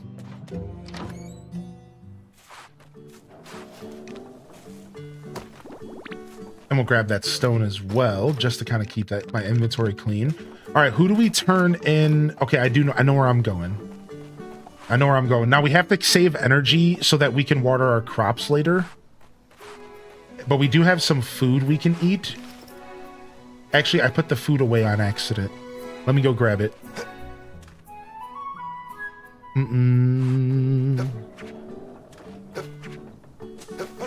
afterpay, the last 300 euro pay cut, I was thinking it was still coming, is finally confirmed, and it's actually a bit of a pay increase. Sounds like things are looking pretty fresh over there right now. Yeah, let's eat this speed increase food. Give us a little boost as we run through. Either you're a slow learner or you're fully committed to try and try again all the failed options. Well, the truth is that I just read chat while I'm taking care of my farm and I don't pay attention. There's no secret. I'm just a silly guy. Yeah, this game is new. Yep. I'm playing it on the Switch too. Bye. Oh, isn't that sweet? All right, we'll just do some greetings here, get some friendship points. Hey. Cool. Hey. Doo-doo. Bye. How are you? All right, I think I'm going to a gentleman, right? Yeah, or I think an individual. I don't remember I don't know what they identify as. I'm not sure. It looks like I need a shovel or something to dig here. This is probably where the bag is. Can you hoe it? You can hoe it. Oh, the dirt spots can be hoed. I thought I needed a shovel. I see. So I can actually unearth those dig spots with the hoe. Why didn't I think of that? Why didn't I think of the hoe? What's up? Always think of the hoe. Obviously, that is words to live by. Always think of the hoe. That's it. Blame chat. Never blaming chat. Never. My inability to pay attention to the game and chat is not your fault. What's up? Sup. Hello there. Oh, hello there, Rob Boss. I'm so glad we got to chat earlier. By the way, I really feel like I'm starting to get to know you. And to cap off such a wonderful day, I had a nice cup of warm milk. Isn't this simple things in life? Don't you agree? Sigh, if only I had something so delicious at home. Sure would be nice, a nice pick-me-up after a long day. Well, well. Oh, I know. If you happen to have any warm milk, would you mind sharing it with me? Well, how do I get the recipe for warm milk? I don't think I have that recipe. Maybe. Okay, just imagine coming home and getting to sip on a cup of comfort. It'd be like having my own personal cafe. You will help me, right, Rob Boss? I can hardly wait. How do you like it? I'm having a blast so far. Recipe, microwave. Stop. All right, where's this individual at? Right here. Rebecca is their name. I said dude. Rebecca. Hello, Rebecca. Bet you didn't know I really love making sculptures. That's something about chiseling away at stone that makes me feel like I'm carving all my troubles away. What's up? Did you get those materials? Yes. All right, new shop incoming. The decoration shop. I got jewels to a blue heart last night. Hey, Jesse Lynn. Good morning, Flip Toast. Welcome in, J.O. Good to see you. How'd the chicken salad turn out? I made chicken Caesar salad yesterday. I shared a picture in the Discord. If you want to check it out, it's in the Food channel. And it turned out great.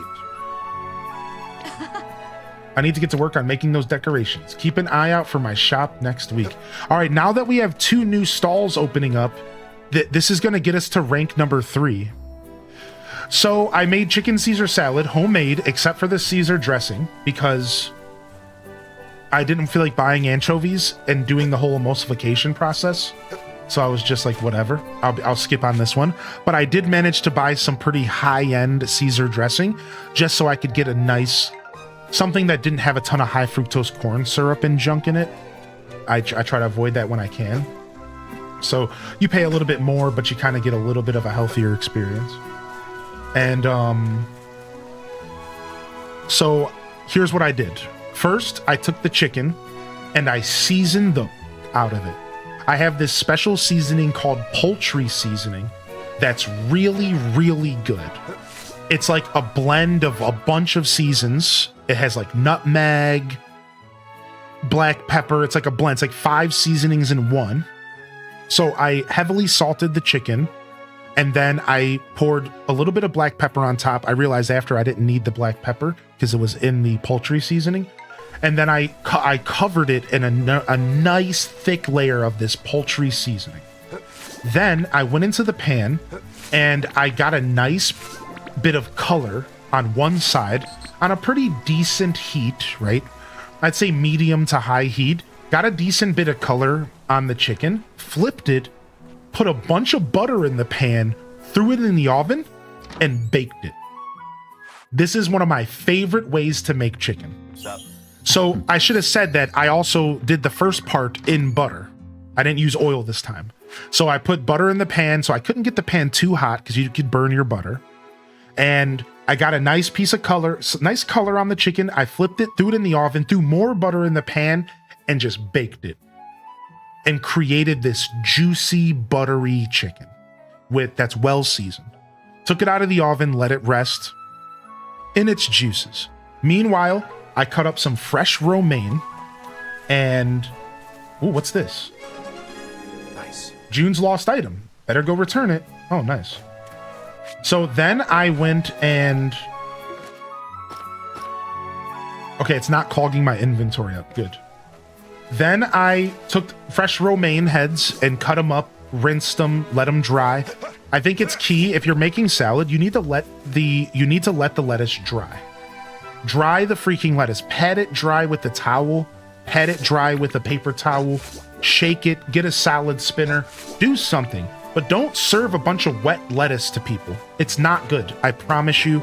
It takes away the crunchiness, the whole point of lettuce. So you want to dry it out, all right? So while it dried, I got some pretty nice shaved Parmesan.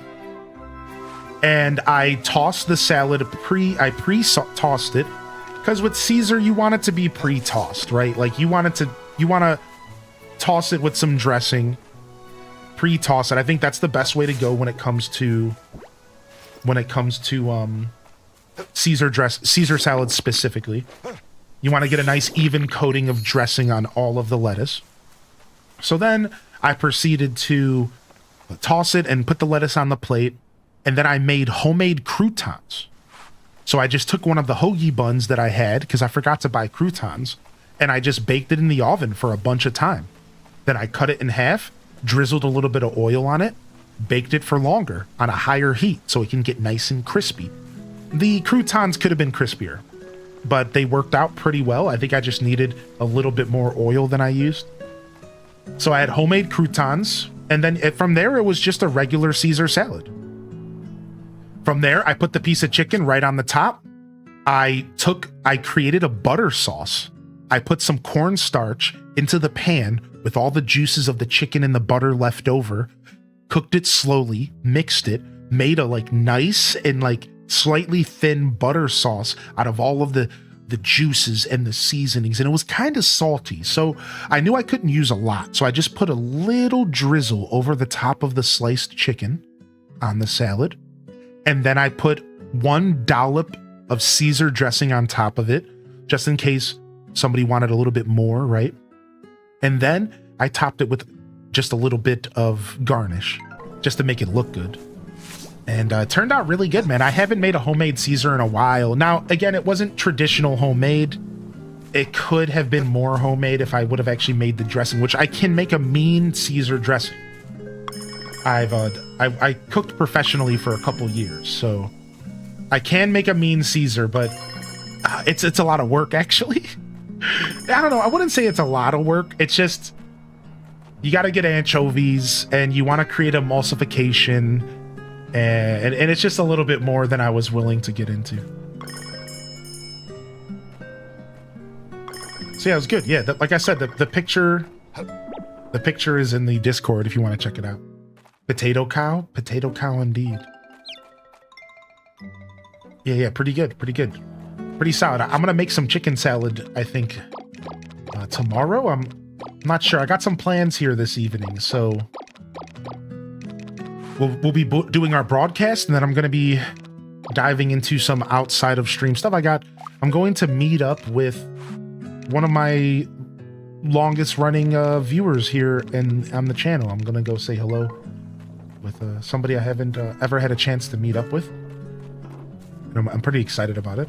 All right, I think I'm going to need to take my bath here. All right, 9:30, so we need an hour. So we can do some watering while we wait. Yeah, it turned out really good.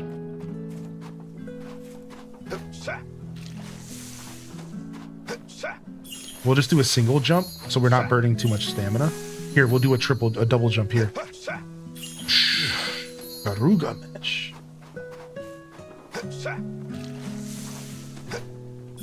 All right, I'm keeping my eye on that stamina. You better believe it. All right.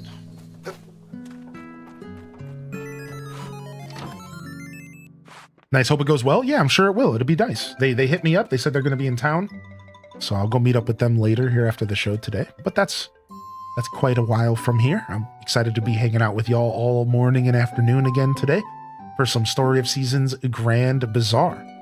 I also learned that everyone's trending items are different. Yeah, we were actually just talking about that just a little bit ago. Yeah, somebody in the chat, Jesse Lynn, said that their trending items was a bunch of endgame accessories and stuff that they can't craft right now. Like, that sucks. It's such a diverse system that sometimes you can just get screwed, apparently. That I kind of like it, but I also feel for the person who's dealing with that. I also feel for them. Cold salad with warm chicken on top is so good. Yeah. That's the play, baby.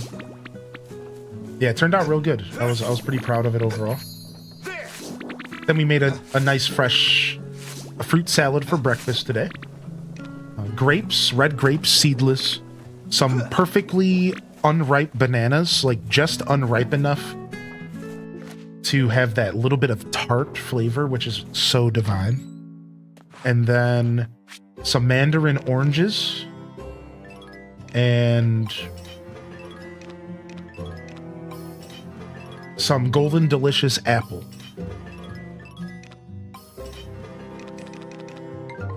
It's pretty good. Yeah, yummy, yummy indeed. One more question. You can ask as many questions as you want.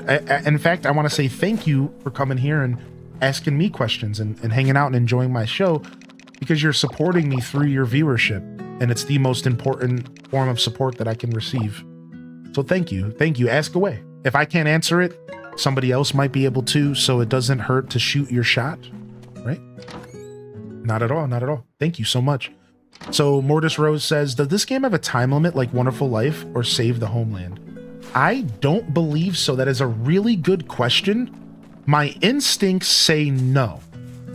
My instincts say that there's nothing in this game like that.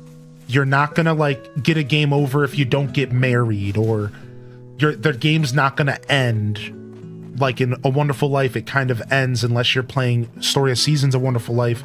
Then you can go into heaven mode or whatever, right? So no, I don't think there's anything like that. My instinct tells me this game is similar to Friends of Mineral Town, and it's just going to keep going and going and going until you feel like stopping playing.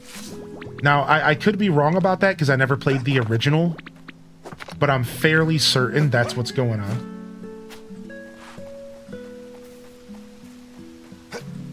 All right, before we go to bed, we're going to go to bed after midnight to see what time I wake up. I'm gonna go get myself some more stone and ores over here real quick. The nighttime music is so chill. What's up? What's up, Chaos Queen? Oh, thanks for the trade. I think I just hit you with the trade back. Oh, did I already get that ore? I might have already got the ore over here today. I must be misremembering. That's okay. We'll just grab this stone and be out of here.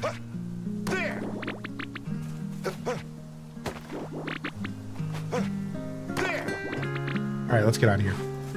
I just want to do some experimenting with the clock. So I think I went to bed after 2 a.m. and I woke up at 10. So I want to test and see if I go to bed after 1 here, what's that going to do to my character? Let's find out here. Nice. That was beautiful shortcut.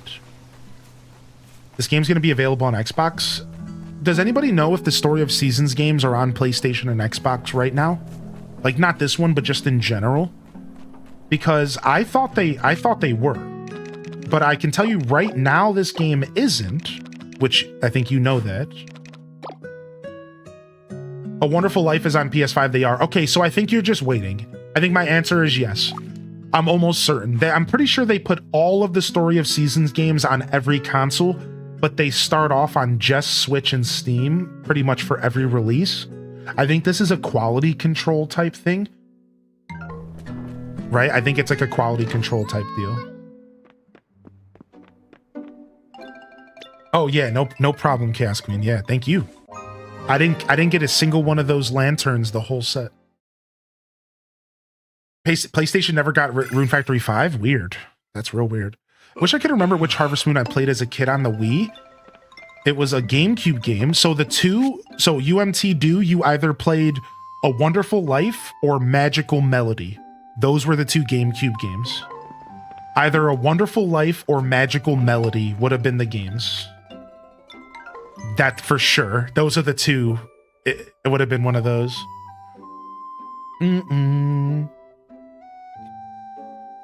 All right, I'm going to just quickly tinkle because I drank a lot of coffee this morning and water, and I'll be right back. All right, chat? My breaks don't take too long here. Give me just a second here just to quickly freshen up, and I'll be right back. It won't take me long.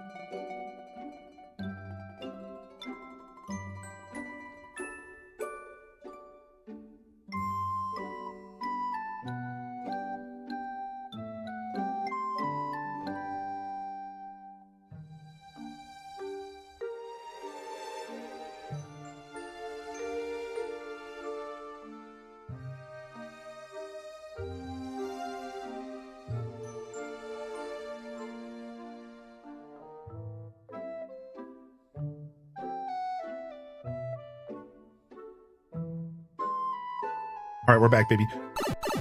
Thank you, chat. Didn't have a GameCube as a kid. Always wanted to play Magical Melody, so I watched endless videos of gameplay of it on YouTube. Nice. I know those vibes all too well. I was a big gaming voyeur growing up, and since we didn't have a ton of money, I spent a lot of my days watching people game.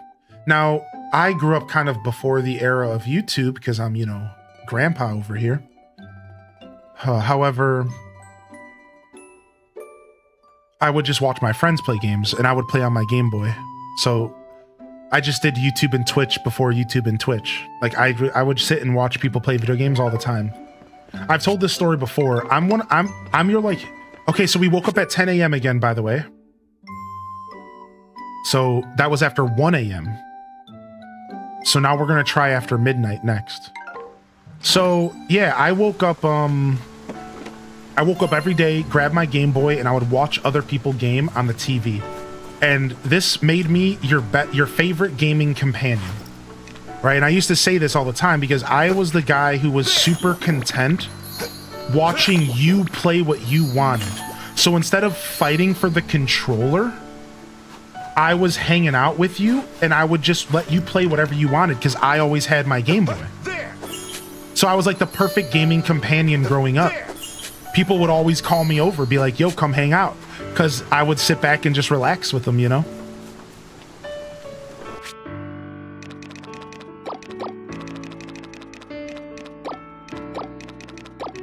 That's the best? Yeah. So I did a lot of that as a kid. I was a Game Boy head for most of my childhood.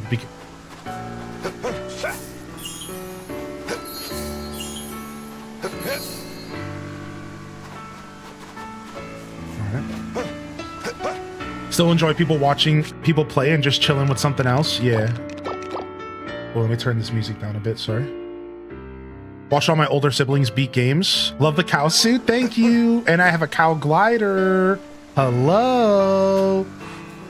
All right, let me go check and see if I have any fertilizer. So let me ask you this question, chat. And this is a little bit of a philosophical question. If you watch somebody play a game from start to finish, can you therefore say that you beat the game as well? Because I think the answer is yes. Especially if you know you're capable of beating the game. Like, does that make sense? Like, especially if you know you're capable of doing it, but you just instead watch somebody else doing it. It's not like you're incapable. Like, I'm a very capable gamer. I could have played every game I watched. Therefore, me choosing not to play it but watch somebody else play it, really, I experienced everything. I think I beat the game. I think I beat the game.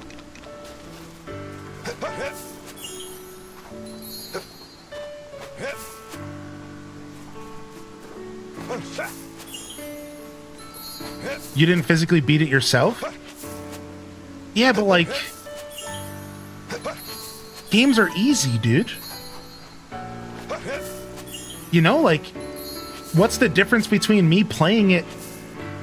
Like, games are easy, dude. Who cares, right? Like, I don't know. That's just the way I look at it, you know? Like, most video games are baby stuff. So, like, does it really matter if I physically took the time to play it? I don't know, man.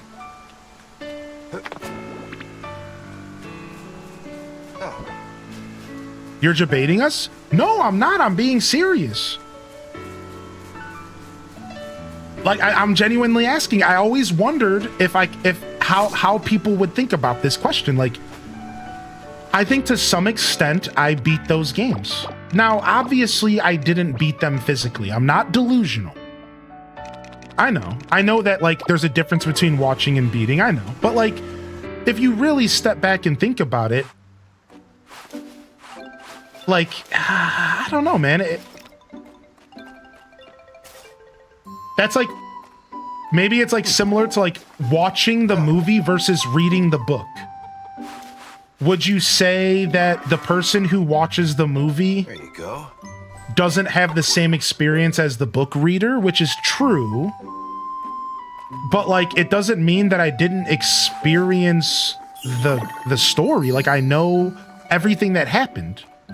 It's like kind of similar to that. Like, kind of. Like, if you think about it.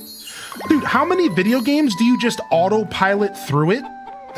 Really think about it. Really think about how many really think about how many games you just autopilot through.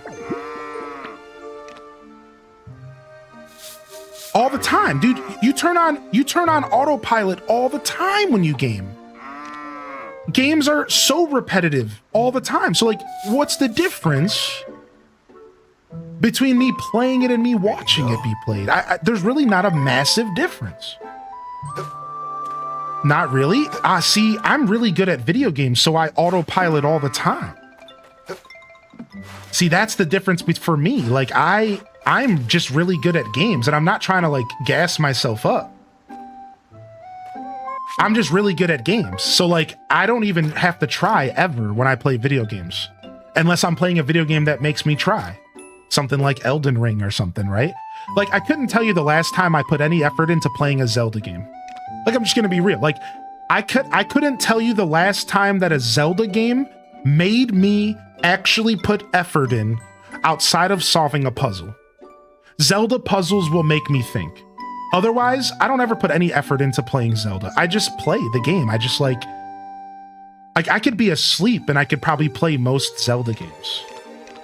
And I'm not trying to be a punk. I'm being honest. Like, I could just be half asleep and just be playing the game. Like, who cares? Like, I'm not even paying attention. Like, it doesn't even matter. Like, it's all baby stuff. Rarely am I actually challenged, and usually I'm only challenged on a mental level. You know, like, you know, and again, I'm not trying to be a punk or anything. I'm just being real, dude. Like, I don't know. This is my personal experience through gaming. Why are you doing this to my brain? I don't think you would say you got the Golden Beetle and AC by watching me get it. Sure, no, that's a little different, right? Meanwhile, I never get into Zelda because I always got stuck. Listen to this punk kid chat. Well, chat, it's not about challenging games versus not challenging games. Like, I understand that some games are hard. I know. But like, the point is that most games aren't hard for me. Yeah, I know hard games exist. Yeah, I know.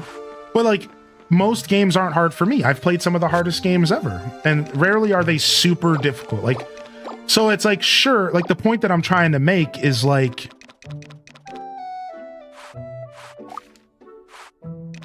at a certain point, muscle memory takes over, skill, repetitiveness. Like, at a certain point, you're kind of autopiloting through games, depending on the game and depending on the genre. And if I watch somebody play that game, I don't know, I think that to an extent I kind of played the game as well. It's almost as if I played the game vicariously through you.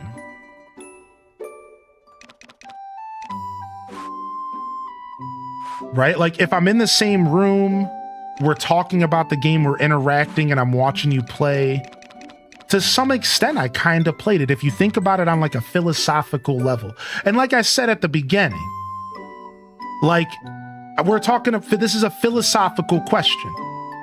I did say that right out the gate. This is like an esoteric concept. Right? The sense of accomplishment is different between watching and playing. But is that true, though? Maybe that's true for you, but let me go ahead and ask y'all a question. Hold on a second, though. Hold on a second. What if, let me just give you a quick example. What if you and a friend were working on them studying for a test?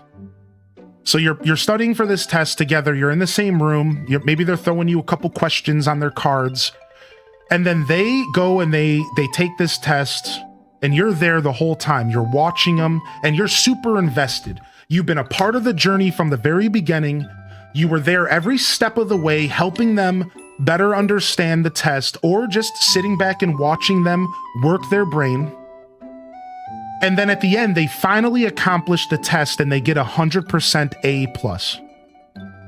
You wouldn't feel some sense of accomplishment vicariously through them?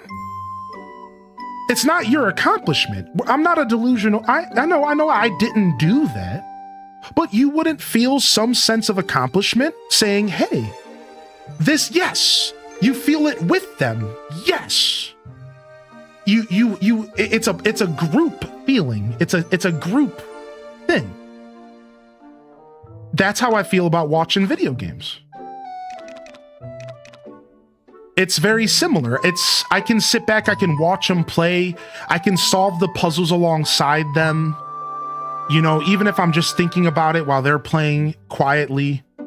And then once they get to the boss, once they fight it, I've watched from the very beginning all the way to the end. And then I can get a sense of accomplishment as if I beat that game alongside them. Especially if you watched every single step of the game. And that's what I used to do. I used to sit down and I watched every step of the way. I experienced the story. I understand what's going on. So in my heart, I kind of feel like I beat the game. Does that make me insane? You know, like, I understand there's a difference. Again, you know, I'm not arguing that you don't get more accomplishment from doing it yourself. But don't you see how you could easily feel accomplished watching someone play the game? You know what I mean? Like, so of course, I'm not going to go out, like, let's say, like, so I'm not going to go out if I made a list of games that I beat, I'm not going to put Resident Evil 1 on the list. Because I never played Resident Evil 1. But I did watch my friend play Resident Evil 1 from start to finish. And I feel like I kind of played Resident Evil 1. So I don't really feel the need to, like, ever play it, really. Not really, because, like, I've kind of seen it all. And Resident Evil is such a story-driven game that, like, I kind of feel like I experienced it. I saw all the puzzles. Everything was solved before my... Like, I don't really feel like I need to go back. Like, why would I? I've seen the whole thing. Sure, maybe one day I'll go to experience it myself fully, because there is something special about that. But in a lot of ways, I kind of beat the game. Like, I don't really need to play it. Why would I?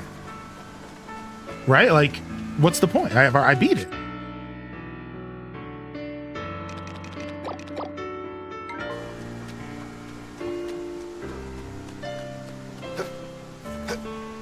Right? So I don't know. That's kind of the logic. Like, so like as a kid, sometimes I would step away from a game because I would be like, oh, I kind of intrinsically beat this game, and I don't really feel the need to play it. You know, I kind of like did it without doing it, right? Something like Hollow Knight, I can't claim credit for, even if I watch it, because 90% of beating games like that are perseverance of failing over and over again, and if I played it, I'd quit. Right, and like, I agree with that. So now, what if you knew you were really good at Hollow Knight?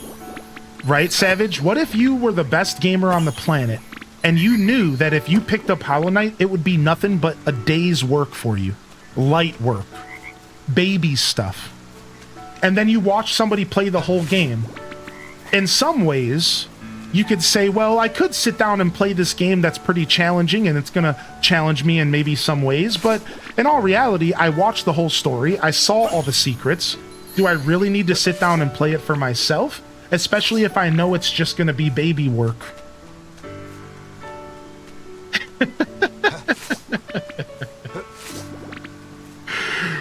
Let's see, let's see. Taking a test isn't only about getting the answers correct, it's about retention and comprehension, right? Sure. The test comment was more just kind of a example, but maybe not the best example.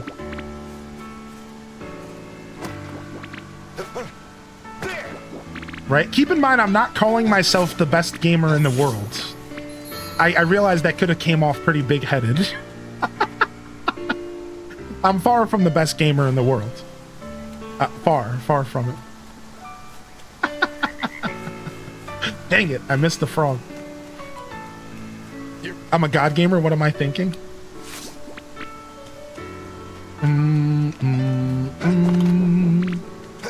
I think at the end of the day, I think it's obviously based off of the game, and that's something I guess is worth taking into consideration. It's the game, because if it's a story-driven game, then maybe it's easier to feel like I beat it. Like, I feel that way about Kingdom Hearts. I never really want to play Kingdom Hearts because I've watched every Kingdom Hearts game get played from front to back in front of my friends, except for the most recent stuff.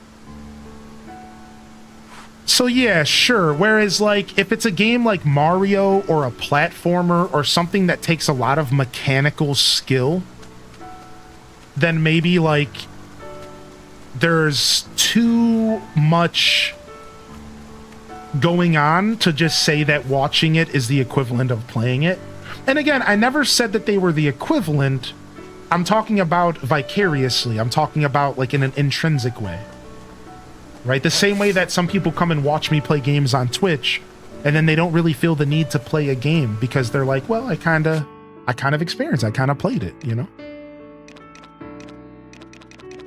You need to play Kingdom Hearts? Maybe one day, but I'm not terribly interested, I'll be honest. Not that the games aren't good, though. Just not terribly interested. Like I said, I've seen them all get played. Like, I know the stories and everything. Like, there's no surprises.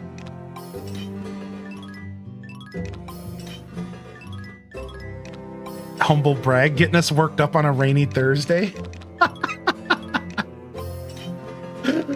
I wasn't trying to gaslight the chat or anything. No, I would never do that. I would never gaslight the chat. Never.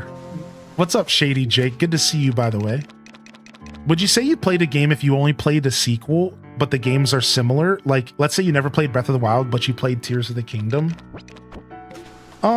Sure, I think there's a little bit of truth to that, because they are very similar experiences. There's like a little bit of truth to that, but not exactly. 10:37 is when our bath is. Don't we have some food that we can eat?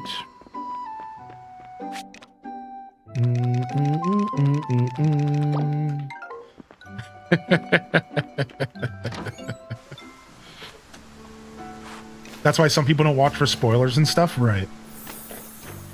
I watch my son play so many games and complete them, but after some, I didn't feel that if I played a certain of the games he beat, that I would be able to beat them also. All right, wait, I also...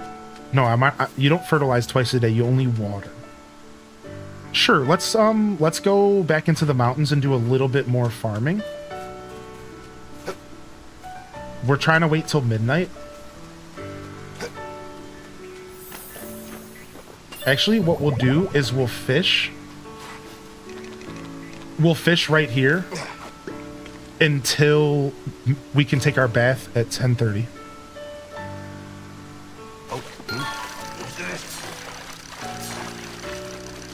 What about a sports fan who watches a football game and says, we won? See, that is a really, really good example of exactly what I'm trying to express. Old left boot. Oh, frick. Old left boot, baby. See, that's the exact thing I'm trying to express. And that's exactly how sports fans feel, because it's a collective. You see, like, it's everybody together. We accomplish something by support. Through vicariously, you won with the Browns. Yeah, right. Yeah, the Browns ever win. Right? Like, that's kind of what I was trying to express. Now, obviously, there isn't a single football fan who ever gets up and says, I was on the field with them, baby. I was on the field. I was tackling them with the best of them. See, that's not true. So you know that. However, that doesn't mean that you don't get the sense of accomplishment as if you were there with them. you get that sense of accomplishment. And really, what's the difference between a beating a game and not beating a game? Well, the chat said it right here. Accomplishment. That's the difference. The difference between not beating a game and beating a game is the sense of accomplishment you get from beating the game. And if I'm able to get that sense of accomplishment from watching somebody else beat the game, is that really something that, like, there at that point, it's kind of close. Like, it's close. There's a parallel to the feeling I got invoked. You know what I mean? And I guess I was more talking about the feeling than I was actually beating it. Right? And that's fair. You know, I never once argued that I actually beat the game. I guess I was more talking about the feeling, the sense of accomplishment. You can get that from just watching somebody jam on a game. You totally can. I guess that depends on a certain game and the individual for sure. Right, exactly. Watching you play games that I know I won't be good at, like Celeste or Hollow Knight, has saved me so much grief and pain.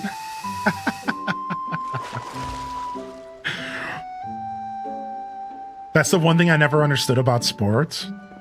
You know, like when you watch the Olympics and the Americans get a gold medal, you feel accomplished. Yes, America got a gold medal, dude. Yes, we got one. The same way that I maybe felt accomplished when my buddy finally beat Resident Evil 1. Yes, dude, you did it, dude. Yes, dude. I was right there with them. Yes, dude. I felt so accomplished, you know? Maybe my bar for accomplishment is just super low. Maybe more people need to learn how to not care. Yeah, maybe my bar for accomplishment is just way too low.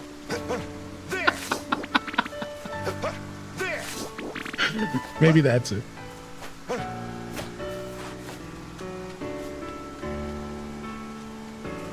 Yeah, exactly, Mac and G's. Yes, exactly. Right? I watch a lot of esports as well, so I can relate to that.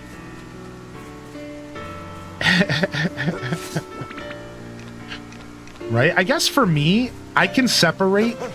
I can, like, I think there's two different types of accomplishment. There's self-accomplishment, and then there's accomplishment through proxy. Accomplishment through like group accomplishment. And like maybe that's it. Maybe that's really the realization. It's like maybe we're just not, oh dang it, I'm gonna mess up my experiment today. Oh well. We'll try to experiment again tomorrow. Right? Maybe that's what's going on. Maybe there's just there's different varying levels of accomplishment. Right? Maybe accomplishment isn't as black and white as you did the thing, period. Are you good at Zelda 1? Hey, what's up? You're all doing well.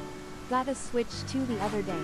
Gonna be playing Mario Kart and patiently wait for THR new Pokemon game.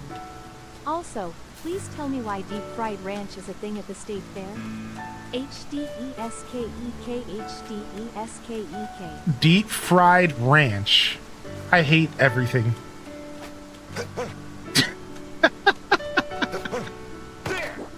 What in tarnation? Yo, thank you for 16 months, Quelth. And, you know, I didn't need to know that deep fried ranch existed. But thank you for that. Thank you very much.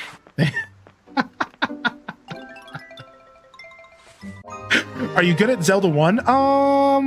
Zelda 1 is a difficult game, and while sure, I think generally speaking, I could say that I'm maybe good at it, but I wouldn't say that I'm great at it.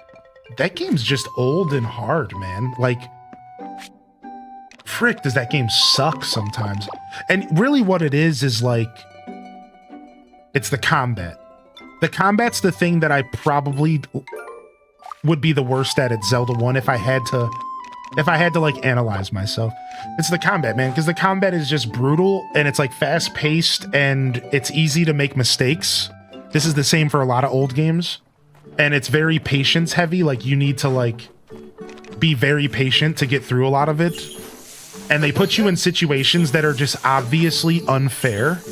Whereas, like, to give you a big difference, like a game like Elden Ring, right? Like that kind of difficulty is a little bit more fair than something like Zelda 1. Right? Whereas, like, what does fair mean? Fair means that there are systems in place that allow you to succeed if you understand the systems well enough and if you are mechanically skilled enough. Zelda 1 doesn't have that. There aren't systems. The game just throws a bunch of ish at you and you just have to deal with it. And that's the game, right? Like, and you just have to manage it. Like, it's different. It's a different vibe. So older games are really hard because of that. Like, a lot of them were made following the era of arcade where they literally made games cheat so that they could get more quarters from you. So yeah, while I can say I'm pretty good at Zelda 1, I'll be honest, that game scares me because, like, I have to play it again and, like, it scares me because it can be so brutal. It can be so brutally unfair. Like, it's just such a different universe of difficulty. Whereas, like, your modern difficult game is relatively fair. Like, here's a good difference for those of you that play FromSoft, all right? If you play FromSoft, Dark Souls is unfair, Elden Ring is balanced, right? That's like the difference. Like, Dark Souls 1 is like unfair. It's like it has a bunch of stuff that's just like, okay, what is this? This doesn't make any sense. Whereas Elden Ring has a very polished system where you can truly make the best of the systems in place along with patterns and skill to come with an outcome, right? That's why people are able to do like one-hit runs of Elden Ring, where it's like, sure, people still do one-hit runs of Dark Souls, but it's a lot worse. It's a lot harder. All right, we need to take care of our animals. We do have an event. It's the same event I've had for a couple days.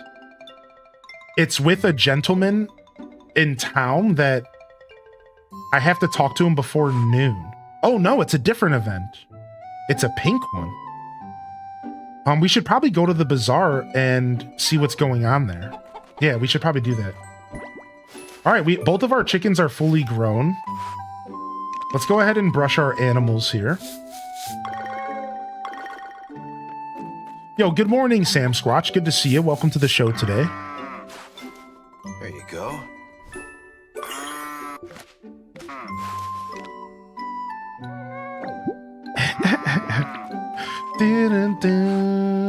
All right, did we already pet you?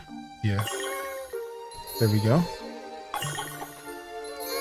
Well, I love how the game tells you what you haven't done for them yet. Look how convenient this is. There. A little image appears above the large animal's head to tell you if you've interacted with it or not. That is so nice.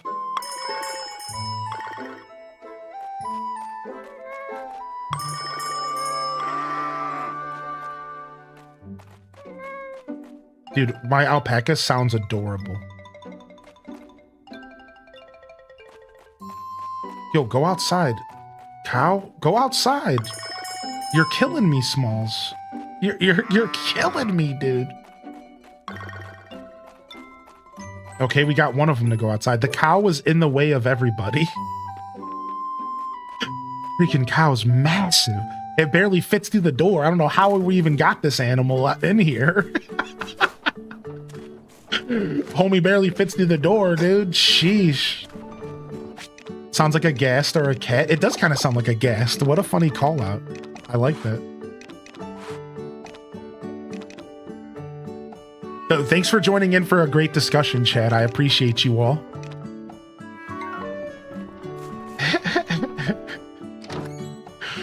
We don't have any fertilizer. I think it's all inside of this house now. Oh, also, I need to see if I can make warm milk.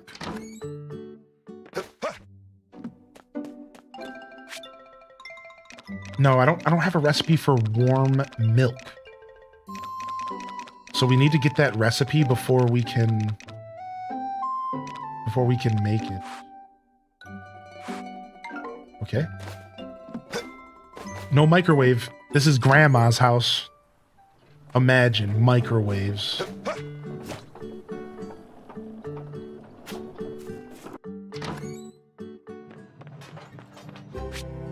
Yo, good morning. What's up, Lawson?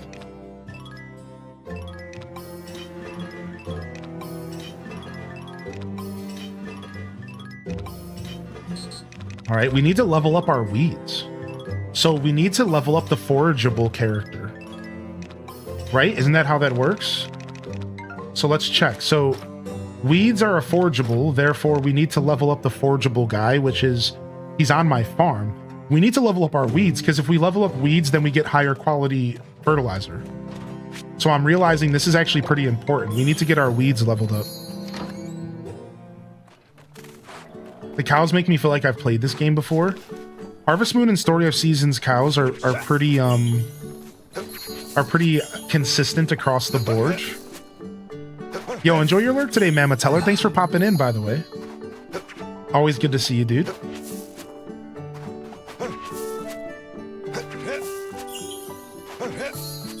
Woof. We need to stop pushing it, dude. We need to stop doing that. Yo, enjoy your work, lurk. Also, welcome back, Rose, by the way. One of the best feelings as a creator is having a returning viewer that's new to the community, or maybe just newish. Coming back the next day, man. Thanks for popping into the chat today and welcome in. I'm feeling good today, Sam Squatch. What should I do with the medals? So apparently the medals are just for selling, Pooh Bear. That's what I was told. Now, I'm a hoarder, so I've been keeping them so I can sell them at the bazaar or just hold on to them. But to answer your question, they are just for selling, apparently, just to get a bunch of extra cash. You could sell them at the bazaar, or you can just sell them at the normal store. Your choice. I think they're worth about the same no matter where you sell them. That doesn't go for everything, but I mean specifically with the medals, I think they're worth about the same no matter where you sell them. So don't hesitate to just get rid of them, because they were also clogging my inventory pretty hardcore early on. I put 8.5 hours in yesterday. So we're getting there. Do we have any food to take with us? No? All right, let's just do a foodless day.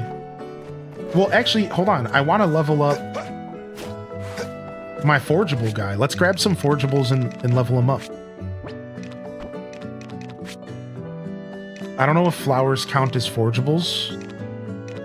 Wasn't there somebody who specifically likes flowers?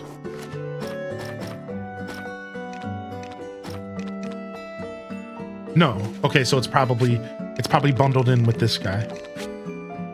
1, 2, 3, 4, 5, 6. One of those. 2 of these. We got to be careful using too much because we need this stuff for like dyes.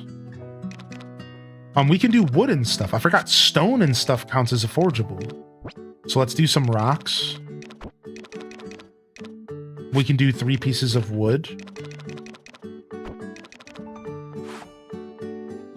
All right, let's go gift our little guy. Yeah, we're in the first year. We're on day 19 of spring here. Feeling dandelion? Feeling dandelion? Hey-ya! I love this guy. Feeling dandelion? He's so cute, dude.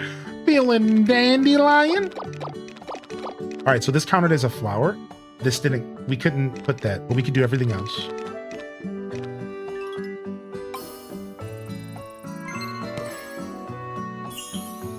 All right, nice. Level 1 foraging. Level 2. Feeling dandelion? Level 3. Can we get level 4? We get a boost. Close.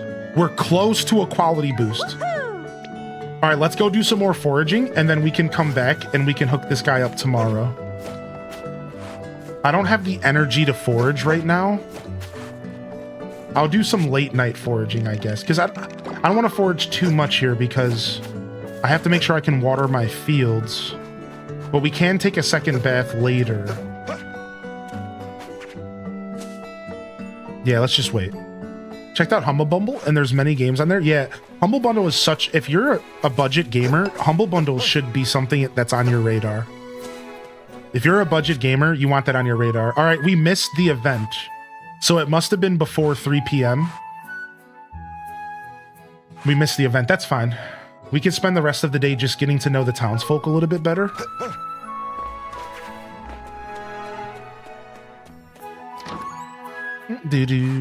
What's up, dude? Yup. I think we've got you to thank for the bazaar getting as big as it has. I gotta keep sprucing up the windmills so I don't tarnish all your hard work. That's right, buddy.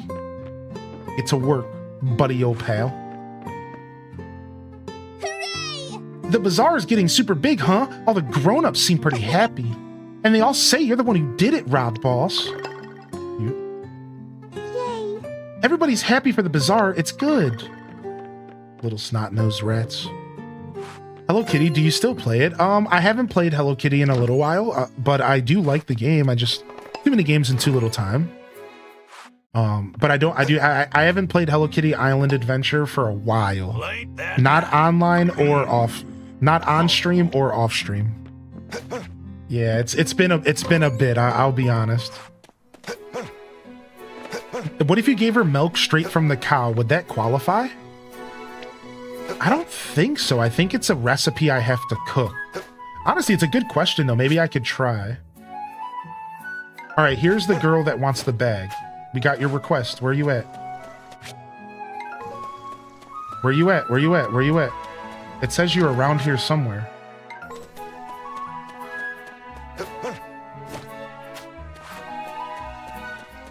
Yo. Oh, isn't that sweet? What the heck? It says, okay, she's going this way.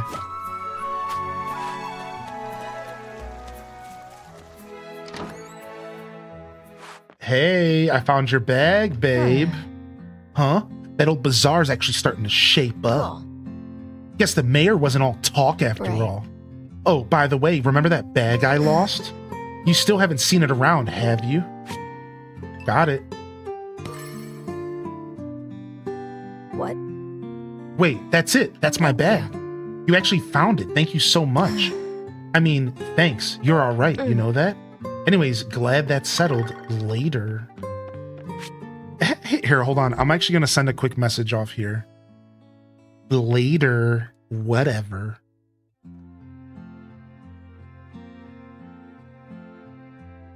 Here, I'll actually just call them really quick. I'm going to mute you 1 second, chat.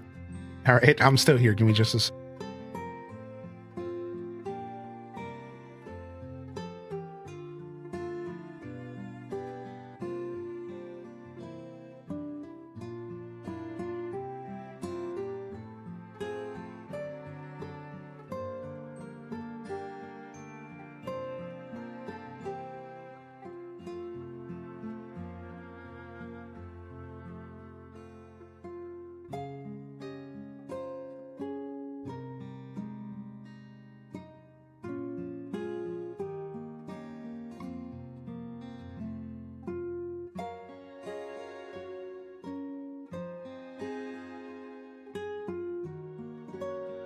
All right, sorry about that. I needed to quickly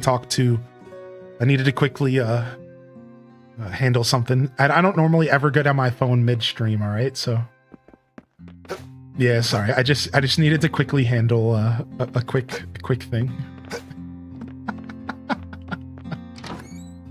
Yo, what's up, Pee-wee? Yeah, no, I was just calling somebody really quick.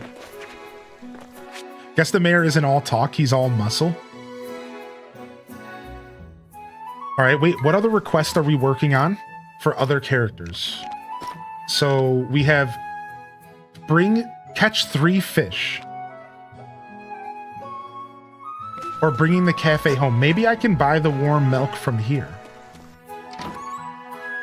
I didn't think about that. Maybe I can buy the warm milk. And then if I drink it, then I'll get the recipe. Boom, that's how we're gonna do this. I got it. So I'm gonna buy 2. I can only buy 1. I think if I drink it, I'll get the recipe though, and I can make my own. Hi. Let's go ahead and try. Hey. Yo. So nice. I think that's how this game works, right? So if I drink this, Boom. Now I have the recipe for warm milk. Good ad spot there. Wait.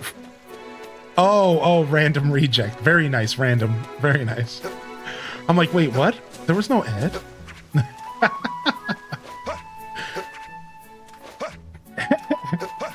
All right, now we can go make a warm milk, and then we can give it to our babe, Freya. You're fine, handle whatever it is. Thank you, chat. Yeah, nothing big, nothing important. I have a guest in town, and anybody know what a deadbolt is? Anybody ever interact with a deadbolt on a door before? So I realized that I have a guest in town, and like, you know, they might come and go from the house while I'm working. And I realized, like, wait a second, if they leave, they can't get back in without the keys.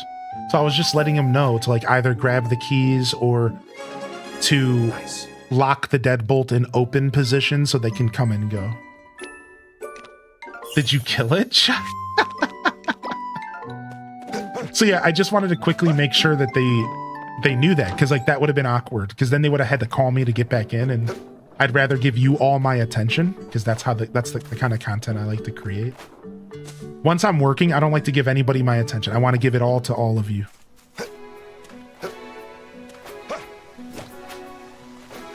Lock the deadbolt in an unlocked position. Exactly. Hey. Do-do-do-do-do-do-do-do. Where's Freya at? There she is.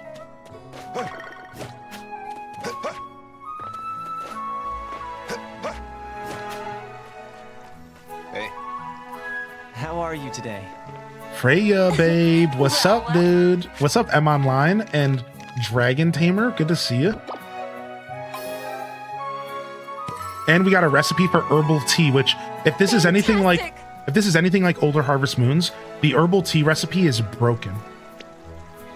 That smell divine. I can tell this is going to taste incredible. Maybe I'll sprinkle in some chocolate to mix things up. Thank you so much. Girl said she's about to drink some Ovaltine, baby. Oh, and look at this. We upped her heart. So now we confirmed. Now we're confirmed. So look at this. So because we did her task, we unlocked her next 2 hearts. So this game does the relationship stuff different. Hearts get locked. And until you fulfill their request, you can't increase their friendship or their relationship. So for example, some characters will lock at different levels. So right now, this guy is locked at 1 heart until I catch 7 more fish. I like that. I think this is interesting. It reminds me of like Disney Dreamlight Valley. Here, let me turn down the music, sorry. It reminds me of like DDV. DDV has like a lock system like that, right? What you know about Ovaltine? Is this the kind of game you would play off stream? Yes. But because I stream these types of games, no. Does that make sense? Like, yes, but because I spend most of my stream journey playing, you know, farming. Some people say cozy. I like to say, you know, even time management kind of games. I'm not that interested in playing this kind of stuff off stream. Off stream, I like to palette cleanse and play stuff that maybe I can't, or I'm just not willing to always play on stream. Stuff that maybe just doesn't fit my audience or is just not really a good stream game. Some games are just not good stream games, right? Like an example of this is Hades. Hades is a really hard game to follow unless you have played Hades. So sure, if you were to build your whole audience around the game Hades, or if you're the kind of streamer that does so much variety that people are used to seeing games that they don't understand, Hades can be a good game for you. But Hades generally is really hard to follow unless you've played it yourself or you've played a game similar. This is an example of a game that's maybe kind of harder to stream, or that's just naturally designed in a way that's like kind of difficult to stream when it comes to like somebody whose niche is something like farming, right? So like when I say hard to stream, it's because of the community I've built.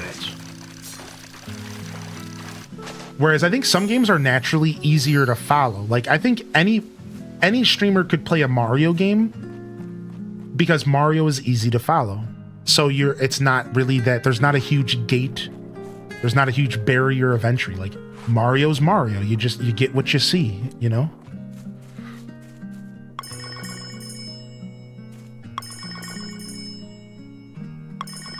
Nice. I think I could just leave the grass out here. Should I be cutting the grass for fodder? I think I can just leave it because it said it can spread. All right, go on in. Go on in, little cuties. Time for bedtime. But yeah, anyways, the point I was making was, yeah, sure. Let me give you an example. I played Littlewood exclusively off stream. I actually never played Littlewood on stream. I will. I do plan on doing it one day. But I never played Littlewood. I only played it off stream. So there are exceptions. There is, every once in a while, I do get in the mood to play something like this off stream and really enjoy it. But usually farming sims and stuff I reserve for all of you. Plus, at this point, it would be kind of silly to play something like this off stream because this is what people like to watch me play. You know? Like, I feel the same way about Zelda. I no longer play The Legend of Zelda off stream because I've built an audience of people who kind of like watching me play Zelda. And I'm kind of blessed like that, you know? Now, here's another example. Animal Crossing. I do play Animal Crossing off stream. I do. I'm obsessed with Animal Crossing, and I do play it off stream. Mostly only Animal Crossing GameCube, though. I don't play New Horizons off stream. I did on release, but I only play GameCube off stream. Today's my birthday. What's up, Glitter Guts? Happy birthday, yo. Can we get some birthday love in the chat? I was thinking about getting this game. Would you say it's fun and fine for people new to the franchise? Sure, this is not a bad starting place for a newcomer to Story of Seasons. I could give you a better recommendation on a place to start, at least in my opinion. But no, I think this game is a great starting point. Yeah, for sure. I think you would be fine to start here. Now, I will tell you that it is a remake of a game from like the DS era. It's a remake of a game from around 2005. So it is a little bit older feeling. And you're going to kind of feel the game's age. Right? You're going to feel that age as you play it. Like just a little bit, you're going to feel that. But it's not too bad. So what do we do with trash? Does anybody know what I do with trash? Can I sell it at the bazaar? Who's going to want to buy trash, right? Can I gift it to people, Rob Ball style? Throw it in the bin? Yeah, that's the thing. I don't know if there's a garbage bin in the game. I don't know. Been in London with work for the past 2 days for a sports championship. Amazing time. Meeting new people that work within the company and the people we support was awesome. Nice, M. I hope you've been enjoying London. Throw it on the ground. And he threw it on the ground. One man's trash is another man's treasure. True. Yo, thanks for getting that birthday love in the chat for Glitter. Welcome to the show today. Hades was my first roguelike. All right, I'm trying to go to bed at midnight. Hades was my first roguelike, and I didn't know what a roguelike was. Needless to say, I was very confused. Yeah. Hades and other roguelikes are the kinds of games that really push you to accept failure. And, you know, to roll back to the conversation we had earlier, and that is the difference between playing a lot of games and watching them, right? I think Planet Kitties touched on this. Good morning, by the way, Planet Kitties. You know, it's like you do need to experience that to understand the progression and to feel that accomplishment in a lot of ways. Wait, what's this guy just showed up at my front door? I just woke up, dude.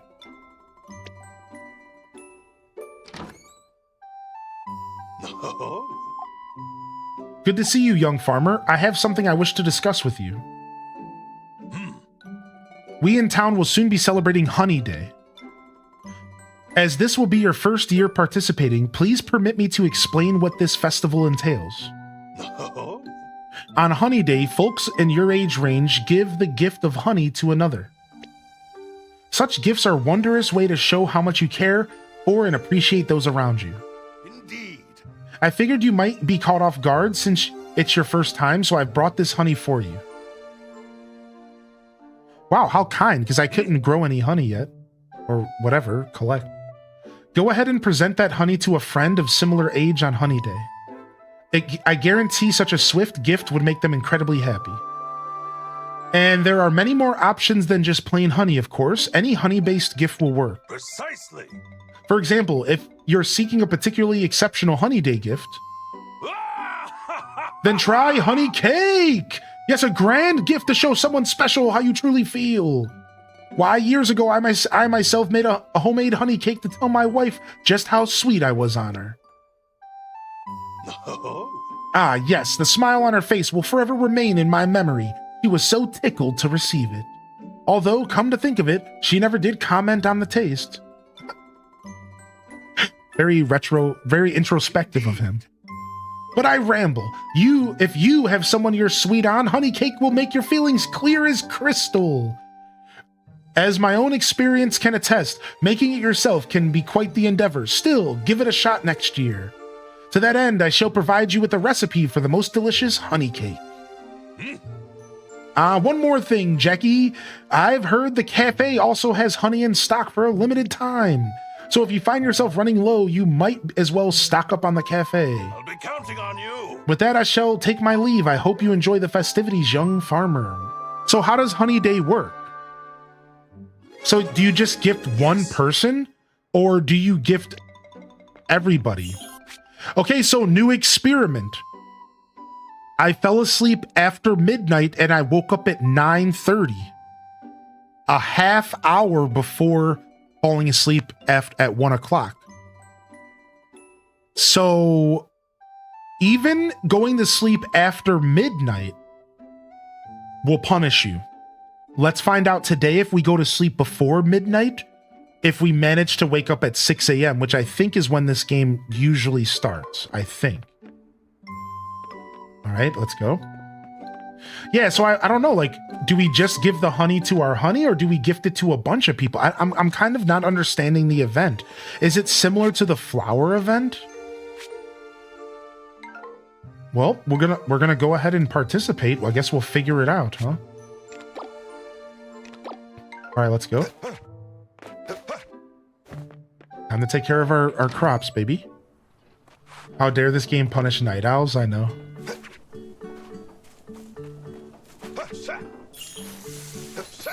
All right, gotta start off by watering because you can water twice in a day, and I like to be able to do that. So we start off watering here.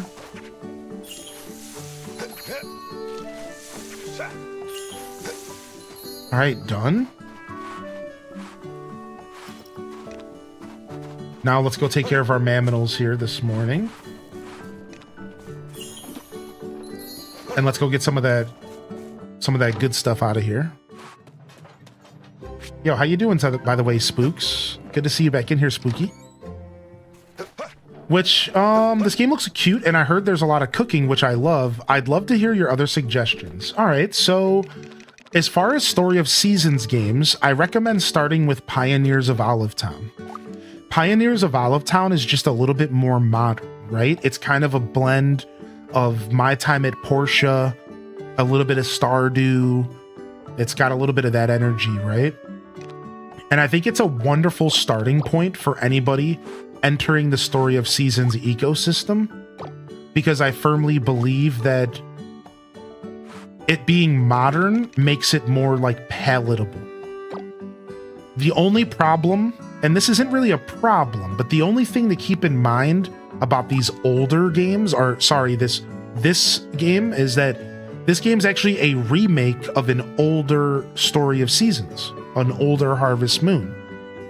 And you can kind of feel the game's age.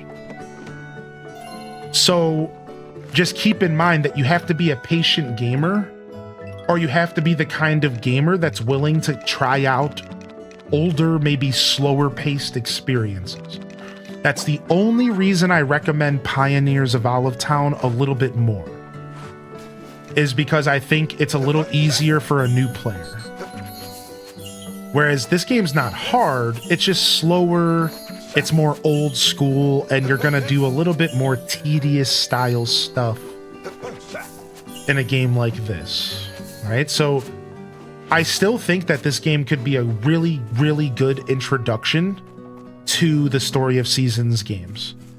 And if you think this game's for you, go ahead and watch some gameplay and hang out. I think you'll find that this game is great and does really well for itself.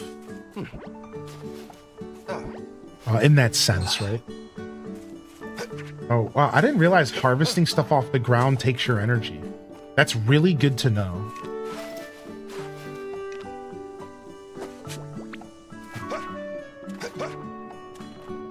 All right, we already took our bath, right?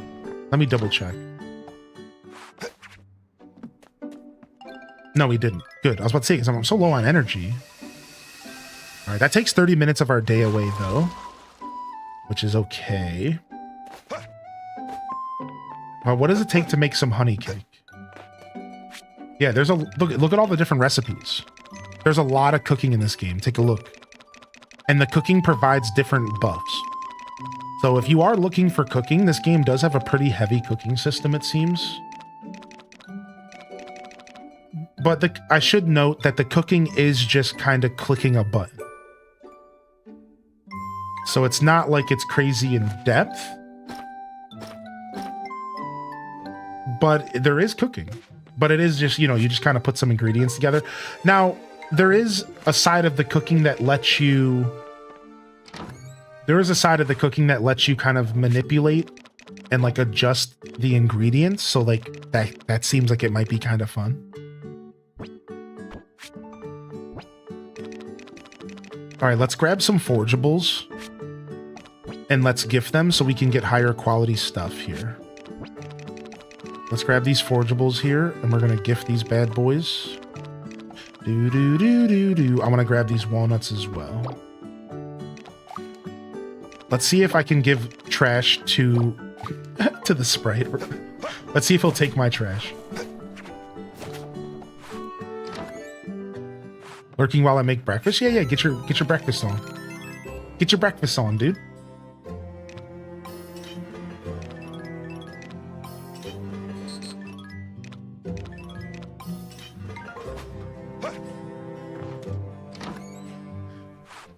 I've seen both Olive Town and Mineral are 20 bucks at GameStop. Yeah, those games go on sale all the time, which is why they're also... I should have mentioned that. That's one of the reasons why the recommendations are good. It's a good recommendation because they're usually pretty cheap. Nice. We got a quality boost. Thanks, bud. We got a quality boost on forgeables. So now when I forge grass... I'm going to be getting 1-star grass, which is going to translate to 1-star fertilizer, which is going to translate to higher star crops. It's a snowball, right? It's a snowball system.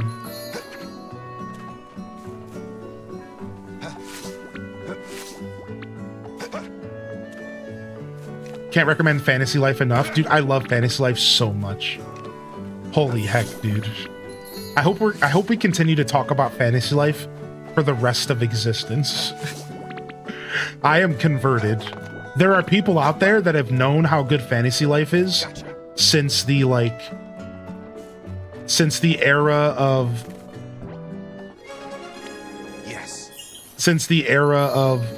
the 3DS. I'm just learning how good it is now, and I'm so blown away by it. It's insane.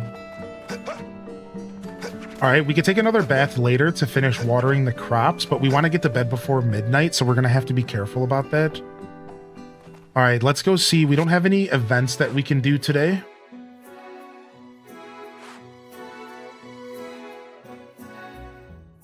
And I don't think I have any money to purchase stuff to make a honey cake. I don't think I do.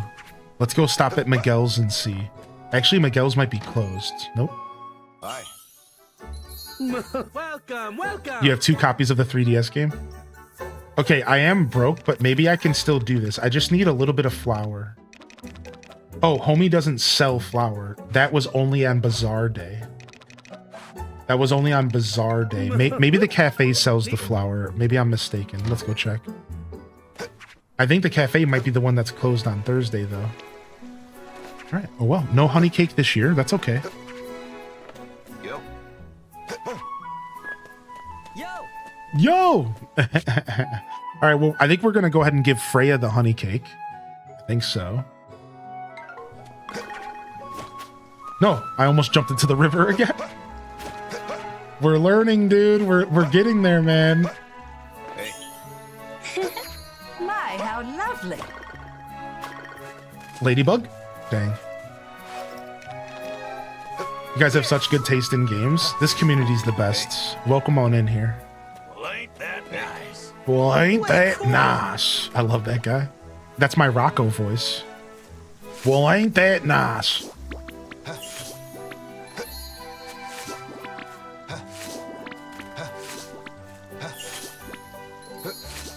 All right, nice. Get all these forgeables. The only problem is now all my forgeables are going to take up double the storage because they're all 1 stars, and the 1 stars don't stack with the 1.5 stars. So I kind of screwed myself, and I'm going to just have to get rid of the lower level stuff. Yo. YouTube lurkers represent! And we got Sam Squatch with a gifted to Glitter Guts. That's that birthday gift, baby. Holy heck. Holy heck. Thank you so much for the gifted, dude. Thank you so much, man. I really do appreciate that.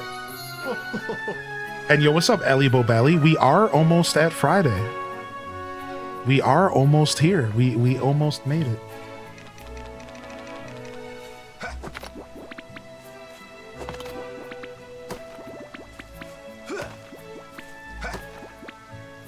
All right, I wonder if we can get any other tool upgrades. I think we can. I think we can get some other tool upgrades. Let's head to the windmill.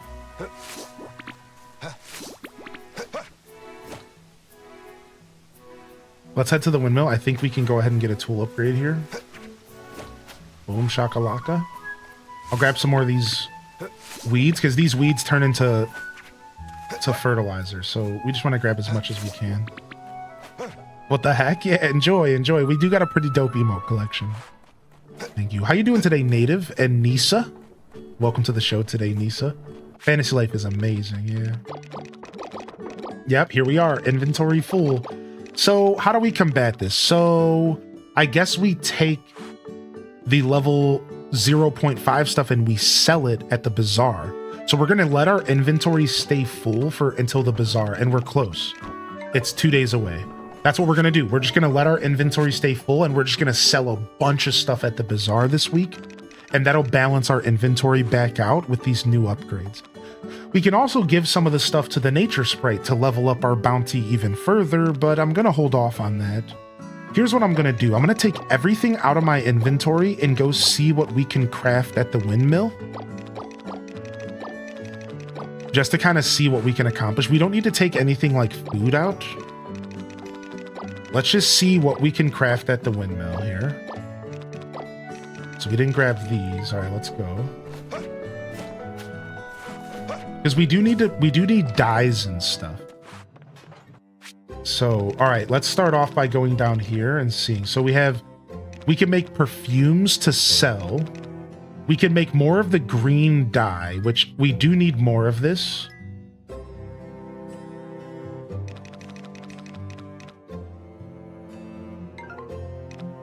We'll get rid of this. Oh, I didn't mean to click make yet. Oops, I messed up. Oh well. All right, well. I guess our production's still going nice and slow today. What's our production looking at? Oh, because I put a bunch of lumber in there, and lumber takes forever. All right, so we'll have to come back to this project. I didn't realize I already filled up my windmill today. I forgot. And we'll come back.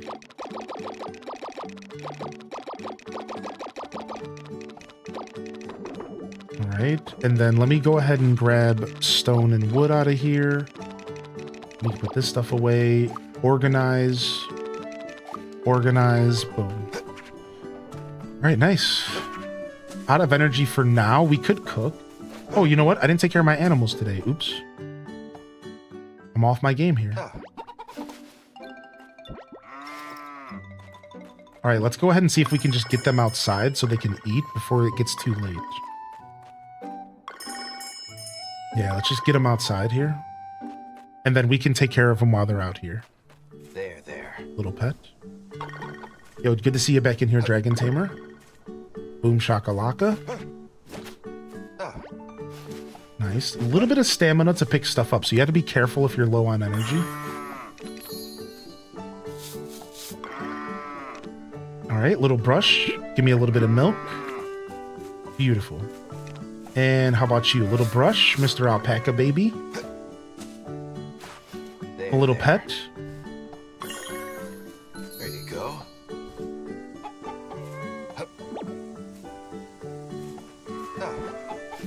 All right, nice. More walnuts.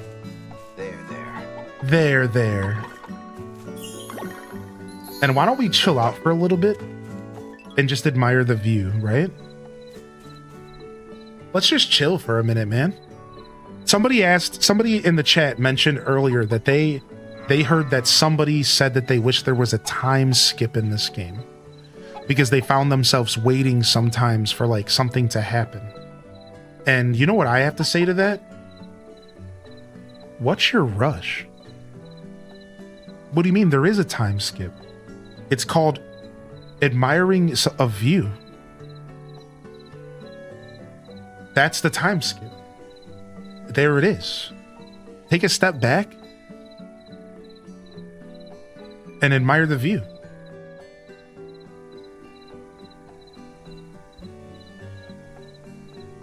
That's so funny. That is just like Shadow the Hedgehog. That's so funny. No, I haven't made my first impressions review for the game yet. We can do that right now. What's up? How you doing today, Prize Dragon? They said, I've never played Grand Bazaar. I have played Friends of Middletown and Wonderful Life. Ooh, dude, you're in for a treat. If you like Friends of Middletown and Wonderful Life, I think you're going to love this game. I love seeing and playing a new Story of Seasons game every 2 years. They really put all the love into Farms HD SIP HD Gritty HD Grow HD Bongo Tap HD Gyroid HD Cheers H Desdance HD Bongo Tap HD SIP HD Gritty HD Grow HD Cheers HD Gyroid HD Bongo Tap HD Bongo Tap HD Bongo Tap. Hey, thank you, Toter Tot. We had a Tater resub and a Toter resub today. We had a Tater and a Toter resub today. How about that, dude? Thank you so much, man. Yeah, actually, this other town in the distance, I don't know if you ever get to travel there. That's the city. They talk about it, but I don't know if you ever get to go there. They need the remasters Save the Homeland. Oh, nice. We had some processing finishing. All right, I'm just trying to take a bath here in just 10 minutes. The Veggie Avengers episode 3. All right, we already did episode 3, so maybe it changes once a week. Yeah, maybe it changes once a week. Maybe I haven't missed many episodes. Maybe it's just weekly. That makes a lot more sense. I have seen the Haunted Chocolatier post. And I heard about the confirmed fishing. Yeah, isn't that pretty exciting, Vito? Yeah, dude. Yeah, dude. Haunted Chocolatier.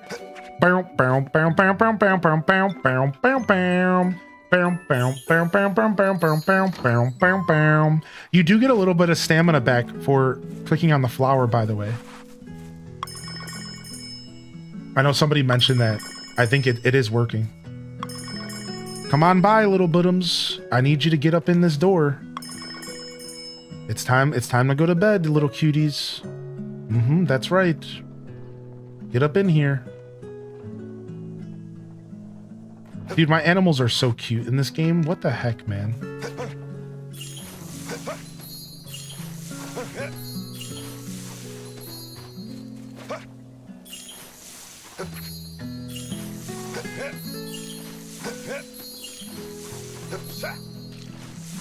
All right, we're gonna try going to bed at exactly the 11 between 11 and 12. So we have a little bit of time here that we can just go burn up the rest of this baby energy we have left. We're just doing some experimenting. Normally I would just go to sleep, but I'm actually experimenting right now on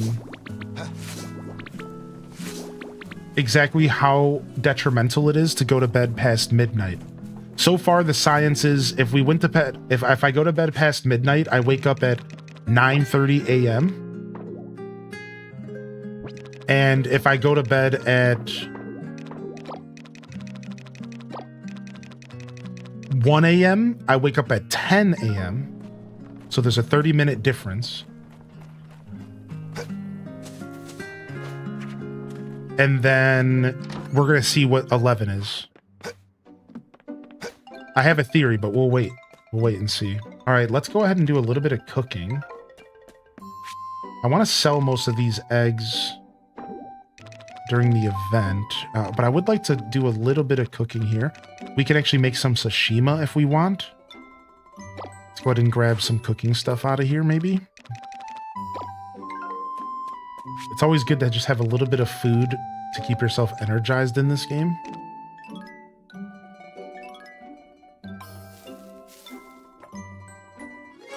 Is this Story of Seasons game as smooth as Robust Blastoise? Robust Blastoise. What a name. Yes. Yeah, he's very robust, that's for sure. Chat friendship boost. Makes a good gift for Hearth Day. Let's go ahead and do a little bit of milk as well. Now, it turns out that processed items sell for more. I wonder if cooking... So, this item sells for $2.54. How much does the milk itself sell for? $1.65. So, in theory, I want to cook everything before I take it to the bazaar and sell it, right? That's 100% how that works. Especially because my trends are white colored recipes. I'm sure that warm milk counts as white colored. I'm going to do that. I'm going to turn all of my milk into warm milk here. Yes. So excited for the new pack today. Yeah. Because I think this is going to sell really well at the bazaar. Nice. We're going to have a great bazaar day. It's going to be nuts. So now eggs we could sell raw. They're worth $1.53 if they're boiled, which I don't know if that counts as a white dish, but raw they are worth $95. So this one will experiment and we'll only cook a couple since we're not sure. I'm not going to cook them all. I'm just going to cook maybe like 3 here. Nice. I think it probably counts as white. It seems like it just needs to have a little bit of white in the recipe to count. That's what it seems like. All right, let's make some almond drink next. This sold really well last time.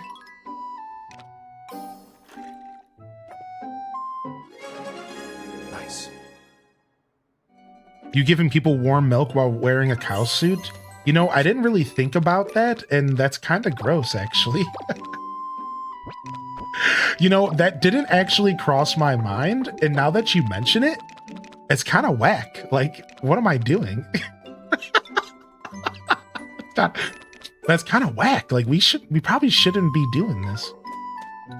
Yeah, I didn't even think about it. Now that you mention it. So now, turnip salad is technically white. So again, turnips are worth $3.38 for the salad. $2.73 for the turnips. Let's go ahead and try. Turnips aren't really white themselves, but the salad is. And if you look at this, white crops is one of my things, but turnips are kind of green. So we're going to go ahead and cook a bunch of turnip salad as well. That's a little too close to ACNH and pigeon milk. Oh no, not the Pidgey milk. Don't stop, chat. I realized that because I didn't pause between those words, I just said don't stop instead of Stop. Don't. Please. I gotta be careful with when I pause in a conversation now, don't I? All right, we can get some of this. I'd really like to get a new tool going. All right, we have a little bit of time. Let's try. Yo, what's up, Goopai? Good to see you today, man. Welcome in, everybody. I hope everyone's feeling good. All right, how do we get a new hammer? We need copper. I think we can do a tool. I think we can get a new tool going. I guess it depends on how much copper we have. Yo, Kalani with the 40. Some love in the chat if you got a free hand. Oh, we only have 2 copper. This could be the problem here. I see. We only have 2 copper. That could actually be a problem. Let's go check. I think we need a 3rd copper to get a new tool. Oh, no, we can get a new tool. So we can get a copper sickle or a copper hoe or a fishing rod. I'm going to go with the sickle.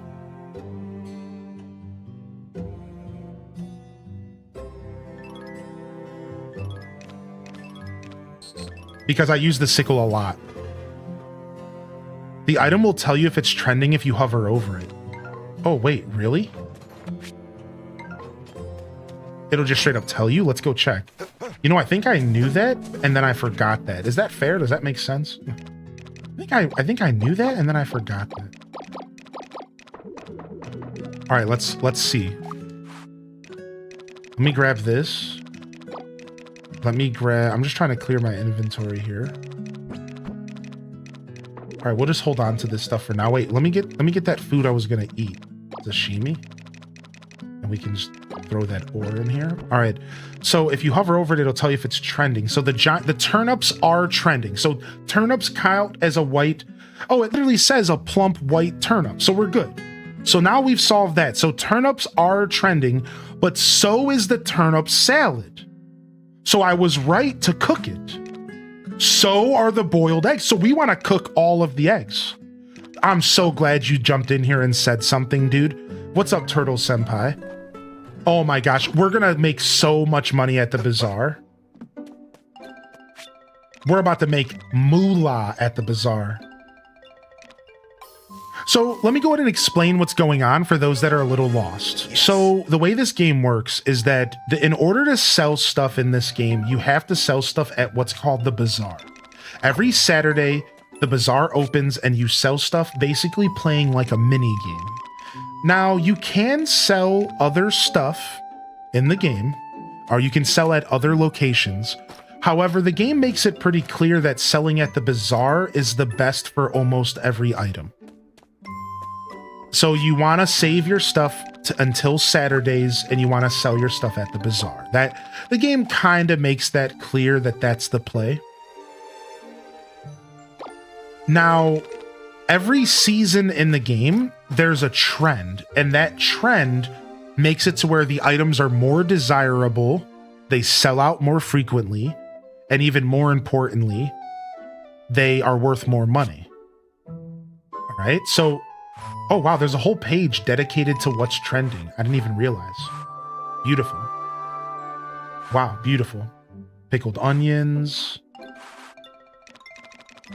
All right, now let's see. Now I have a giant turnip, but here's, look at this.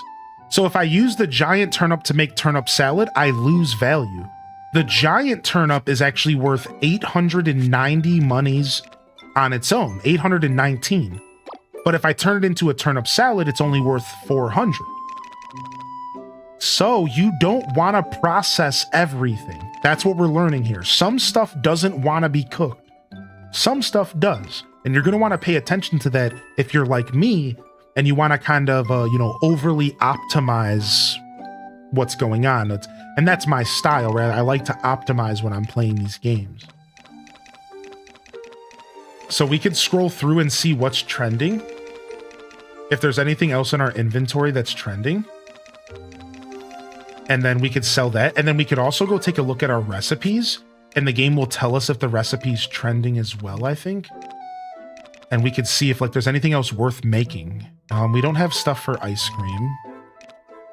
We don't have rice yet, but we might have rice tomorrow. We don't have whatever that is. Material list. Bread and white bread. Oh, so I'd have to make bread first. Okay. All right, and that's it for trending. Oh, also egg over rice. So we have a couple options. Okay. All right, it's almost 11. We get to go to sleep. And we get to test what happens if we go to bed at 11. Again, when we went to bed at midnight, we woke up at 9:30 a.m. Now let's see what happens when we go to bed at 11. Maybe we'll wake up at the proper time. If it's anything like older farming sims alongside this one, it's anything before midnight is healthy. Anything after midnight is pretty taxed. I woke up at 8 a.m. Gift honey to friends your age on honey day to make them extra happy. You can also give honey cake. All right, the cafe will sell honey. So could I, in theory, just gift everybody honey that's my age and just get a bunch of friendship points with everybody? Right? Like, in theory, is that what the game's kind of telling me I can do? Because, I mean, even the mayor, he gave me 5 stacks of honey. Like, How are you? Shireen Radio. We're celebrating Honey Day on Spring 21. Anyone catch your eye this year? Let them know with a sweet gift of honey. Not everyone likes honey on a normal day. Sure, but Honey Day, everyone knows what that means. And for that oh-so-special someone, tell them exactly how you feel with honey cake. So yeah, they want you to gift honey to everybody, basically, to get friendship points. But you want to gift honey cake to maybe somebody that you're more interested in is kind of the vibe. All right, let's go take care of our crops and animals, and then we're going to go gift some honey. Get ourselves some mail. Maybe we unlocked a new title. Ooh, I got 10 sugar. Hey! Yes. We got a chef signboard. And we got 10 sugar. That means we can do some more cooking. That also means that I have more space in my inventory taken up. Which is always fun. Oh, Ultra Harvest. Boom, shakalaka. Boom, shakalaka. Boom, shakalaka. The people's elbow. Do you smell? What the harvesting is cooking. I can't harvest my rice until my scythe is done, which I don't know if it's done yet. Let's go see. It said 8 hours, but I don't know if it counts when you're sleeping. It does count when you're sleeping. Good. Nice. Do you get more crops by harvesting by jumping or no? No. But you just harvest more at a time. That's the benefit. The benefit is that you're harvesting more at a time. Does that make sense? I don't think you get any bonuses. Yeah, so like, instead of harvesting one at a time by just clicking on it and pressing A, you're just harvesting more at a time. So it's like a time saver thing, I guess. But you're trading your time for stamina, so you do have to be careful. All right, let's go take our bath. Mario butt stomp. Yeah, it's straight up a Mario butt stomp. Yeah. What's up, Black Diamond? Yo, enjoy your lurk, M. Yeah, we'll do a first impressions review here and we'll clip it. Ooh, Turtle Senpai. I was wondering what that meant. I have a different signboard. I'm gonna experiment this Saturday. All right, let's go ahead and just water the whole field, and we can plant the seeds after.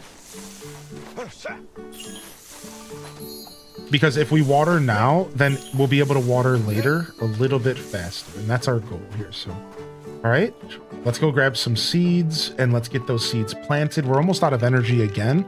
Good thing we have some sashima to eat. All right, that's all the seeds I have now. Also, do I have any fertilizer in the bank? I don't. I need to make more fertilizer And we can go do that right now. Let's get that fertilizer going real quick.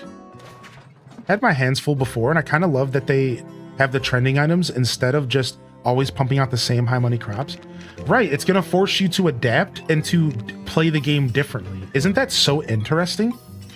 How it's literally going to force the players to say, okay, you know what?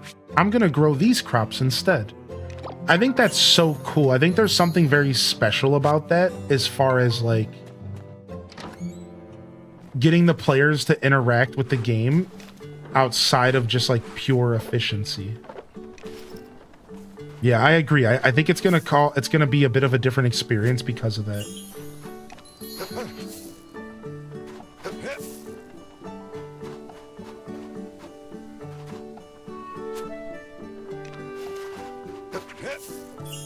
We're running out of energy.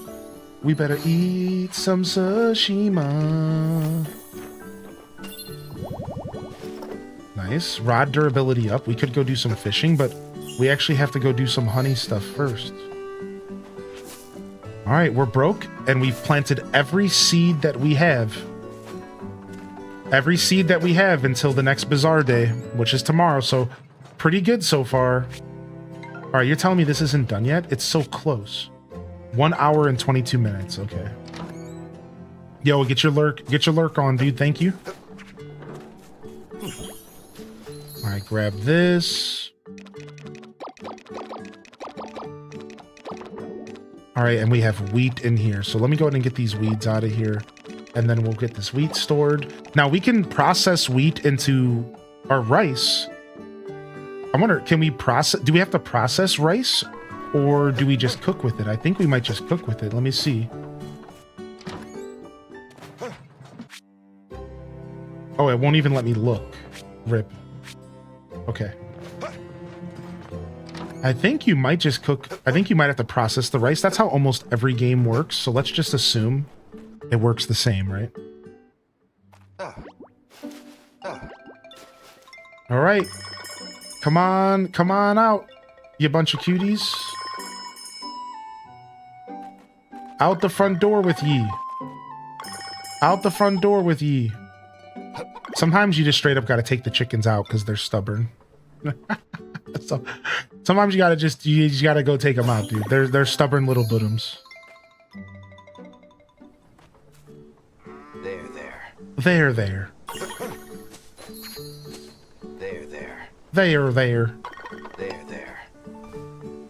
All right, nice. The processing finally finished in the windmill. You enjoying the game? Yeah, I'm having a lot of fun with it. Yeah, this is this might be one of the best Story of Seasons games ever made, and it's a remake of an older game. So I don't know if it's comparable to like modern stuff. Like I think those should probably be separated, but this game is really good. All right, we have the weeds on us, but I want to bring rice with me. Maybe we can process rice and sell it. And since rice is going to be white once we process it, maybe it'll be worth more. Maybe it'll be trending.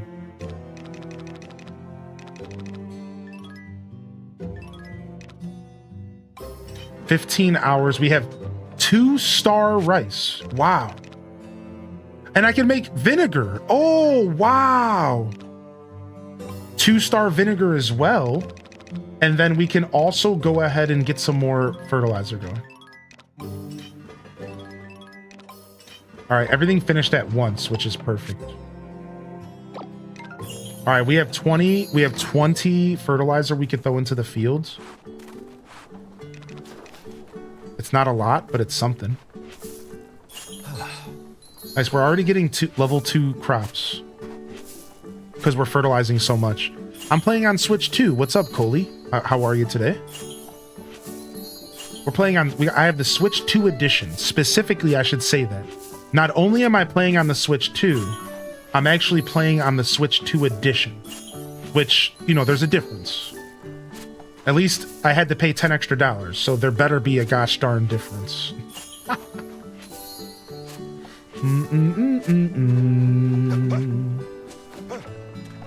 Do. too. So the music note things are called happy points, and it's how I can buy certain things from the nature sprites. So there's a whole separate currency and like shop system. Oh, good to see y'all. Good to see you, Colleen. I'm glad to see y'all connecting in the chat. That makes me very happy. All right, let's go give some honey for Honey Day. Oh boy, Critch Lax. How you doing, Critch? Good to see you, man. Oh boy, dude. Oh, I'm ready for ZA. Oh, we're gonna no life that game. So to explain a little bit further for you, March. So to give you an example of something that I purchased a fruit, a special fruit. Splendid! Wonderful. I purchased a special fruit that gives me permanent stamina using those heart points, and it cost me 15,000 of the points. So when you see the points tick up, this should give you a better idea of. Oh, thank you. Oh, a little honey for Honey Day. Thank you. That's so sweet. Oh, was that a pun? So like, watch when the points stack up here. A sweet gift of honey for your sweetheart. So romantic. I just love festivals like this. So the next time you see the points pop up, you'll see that maybe I'm at a couple thousand. That's not necessarily a ton. Right? Like, and again, you'll see that in just a second. How are you today? That sweet. For you. Thank you so much. Yeah, it cost me 15,000 to get this special fruit that gave me a permanent stamina increase called Power Fruit. And there's a bunch of stuff like that in the game.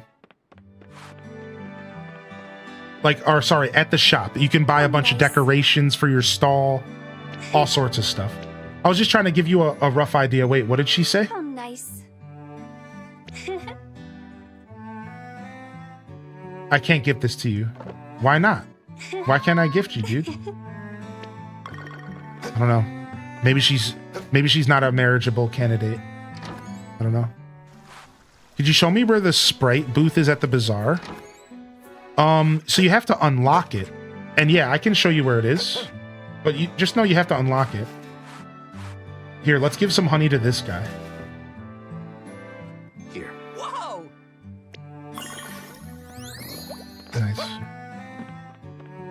Nice. Yeah, I can show you. I'll head up to the bazaar right now. Where'd you get the honey? So I got the honey as a gift for Honey Day from the boss. She's allergic to honey? Yeah. She's probably just allergic to idiots. Or cows. One or the other. For you. So yeah, they gave me... Hey. The mayor gave me the honey for this festival, but there is an apiary system in the game, by the way. There is an apiary system. Like you can harvest honey as like a trade in this game. Yep. I haven't unlocked it yet. I think it's going to be later game. But all right, our last honey for a honey. Yep. All right, we locked her heart. We have to get her quest. All right, let me show you if I remember where the bazaar is. I got your back, Bree. If I remember where it is. Now, keep in mind, it's only going to be open on Saturdays. So it might not even be up here. Fabulous. It might not even be up here till Saturday. It's all the way right here.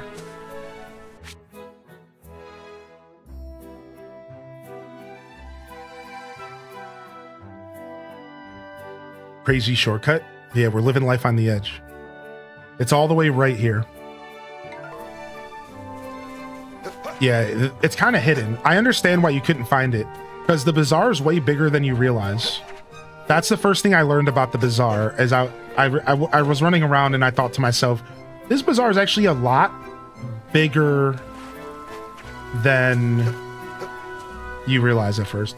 Oh yeah, you can also buy honey for the event. Correct. Yeah, so if you make it to Honey Day, you can buy honey for the event as well, which is nice. I'm broke, so I'm just gonna use the free stuff. Homie's broke out here. All right, let's go ahead and eat this sashimi and let's fish.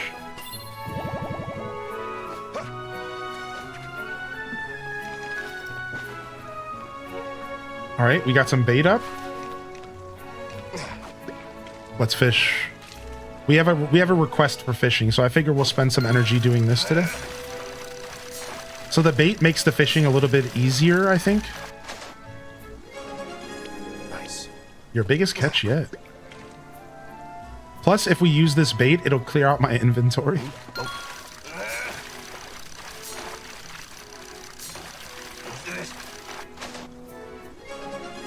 Yes.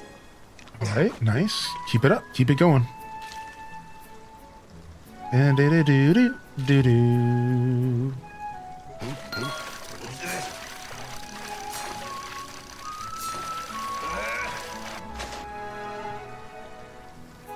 Anyone else having Pokemon Go relapse?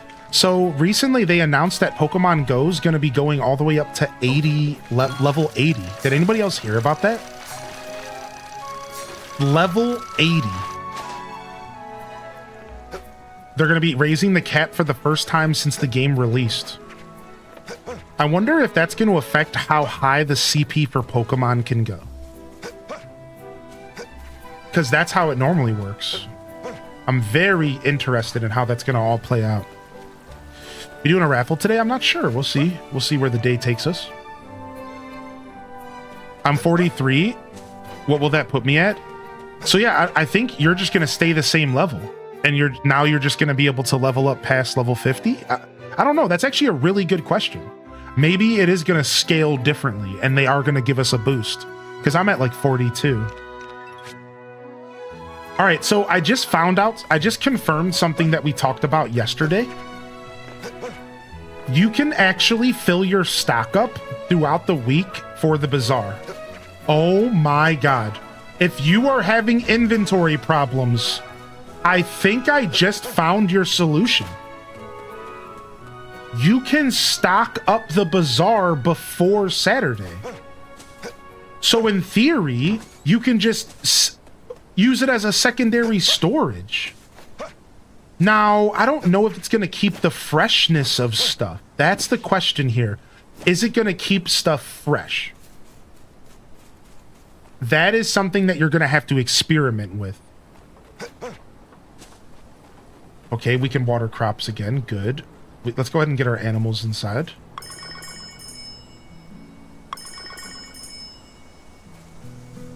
Right? And then if not, maybe just the night before. Exactly. Even just the night before might make sense. Right.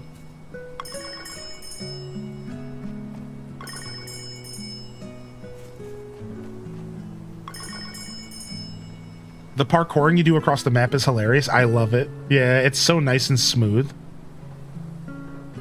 This game is super comfy. I couldn't agree more. All right. All right, so what we want to do is grab everything we plan to take there. So we have our turnips, or sorry, we have our radishes, giant turnips, we have our milk. We're taking all these 0.5 flowers to sell them to clear our inventory, or we're just going to process these flowers. So actually, let's not take the flowers. Yeah, we will sell these, but we'll keep everything else for now. We could just sell our rice, but we probably want to process all the rice. Let's take all these bugs and stuff with us. Let's take this. Let's take this.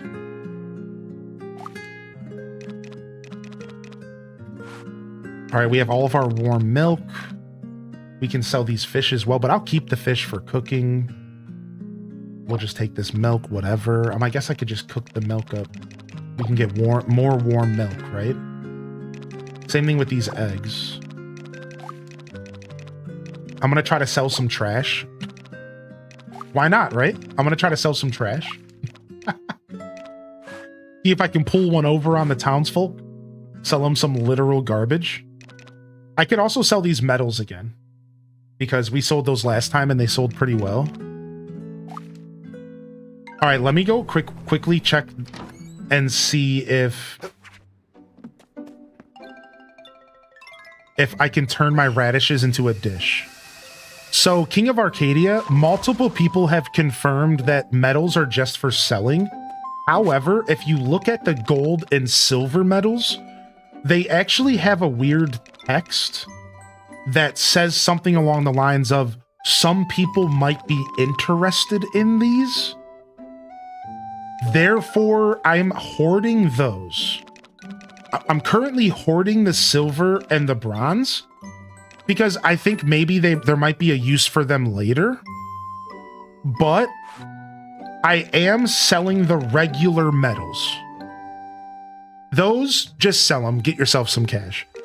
But I'm keeping the silver, gold, and bronze for now until I can 100% confirm that they don't have a use in the game.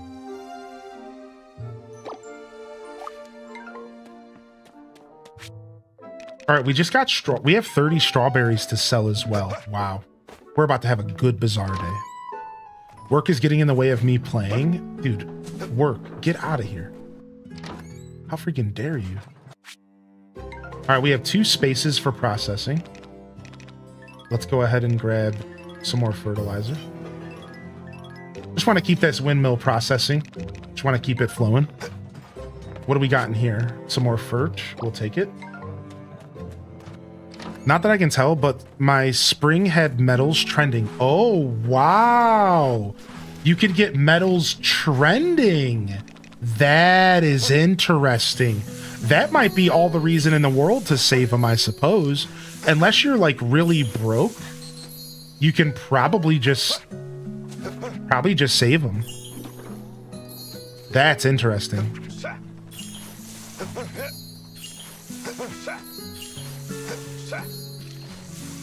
All right, and then we have a little bit more fertilizer to put down here.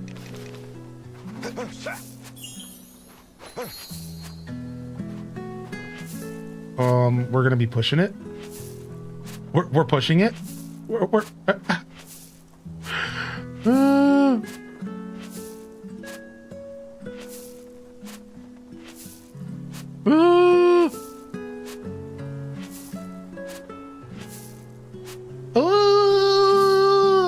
one more.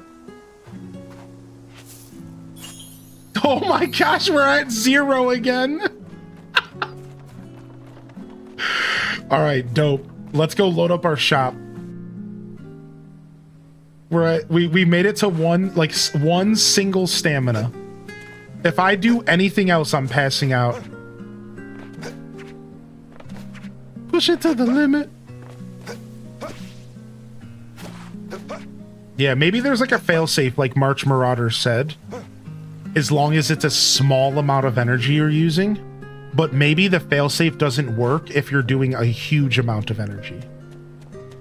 Because to be able to do that twice is kind of eerie, right?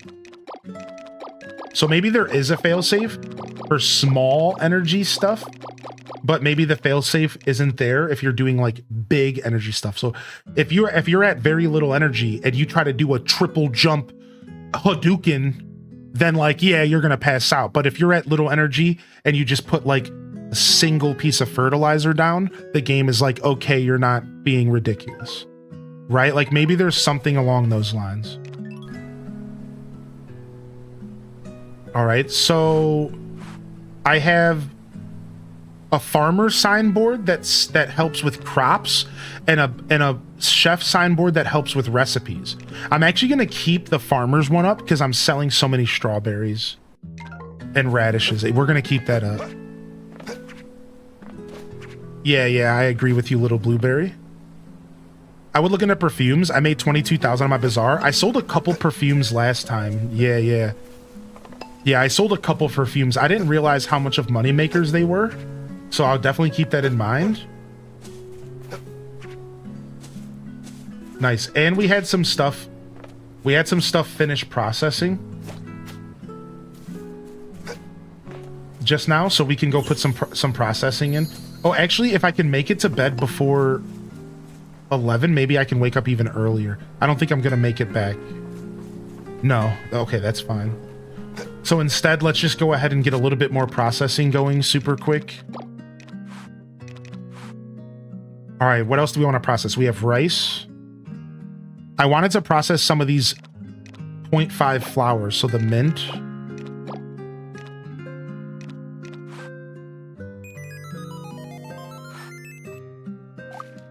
Yeah, that's good for now. Let's go throw this into the windmill. This game looks cozy and fun. What's up, Wise Mage? I think it is. I'm having a blast. This game is making me very happy right now. All right, we got 3 of those going. Here, let's go ahead and make some perfumes. Sure, let's make some perfumes. Yeah, maybe you were... Let's go ahead and do it. Let's commit. Let's commit. Let's make a bunch of perfume, right? All right, perfect. Yeah, I love that jumping and moving doesn't take stamina. I think that would have been kind of not fun to interact with. And I think that's probably why they did it, right? Because, like, they gave us this really cool hopping around system, and then, like, what they punish you for using it, like, that would have felt kind of bad. So I'm actually really happy that they don't punish me for hopping around. It's nice. And, you know, it's kind of almost like a quality of life situation, if you ask me, because that's the difference between older games and newer games. Is older games didn't care about making things feel kind of tedious, and maybe not everything was fun, whereas modern games are kind of okay with leaning into the fun. Like, sure, let the player just hop around. Why would you not? Why punish the player? Just let them have fun, dude. And that's what it should really be about, unless it's important to the game's systems that it worked another way. Like, for example, like a survival game. Sure, if a really intense survival game wanted to punish you for hopping, that makes sense. A farming game, not so much, right? Like, don't punish me. It doesn't really matter, right? Yo, good to see you, Ryan Perp. All right, so we woke up at 8 a.m. again, and this time we went to sleep at 11:30. So pretty much the 11 hour means 8 a.m. All right, y'all ready for Bazaar Day, dude? Oh, I'm so excited. We made it to Bazaar Day. Then we're gonna go ahead and do a little mini review for the game. All right, we got a new title. New menu rolling out. Okay, we have a new menu coming soon. Okay. Sticky Sweet. Gift Giver. Crimson Intern. Sickle Crafter. Dude, so many titles and so many freebies. All right, drop all this stuff off. And let's take care of the farm and the animals, and then we have to hit the bazaar. We have to be fast on Saturdays. We have to be fast on Saturdays. We have to hit the bazaar as soon as possible. So let's get these crops taken care of. Oh wait, these are harvestable. We got some harvests. The more I watch, the more I want to play this. All right. Garuga match. Aha!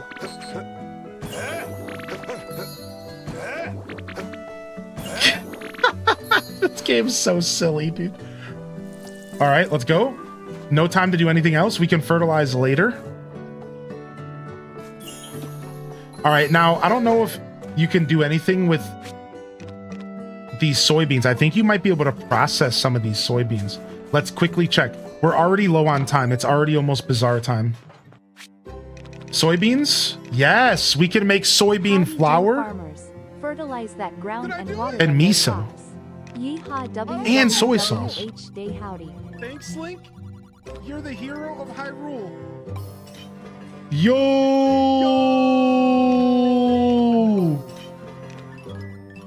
Finally, peace returns to Hyrule.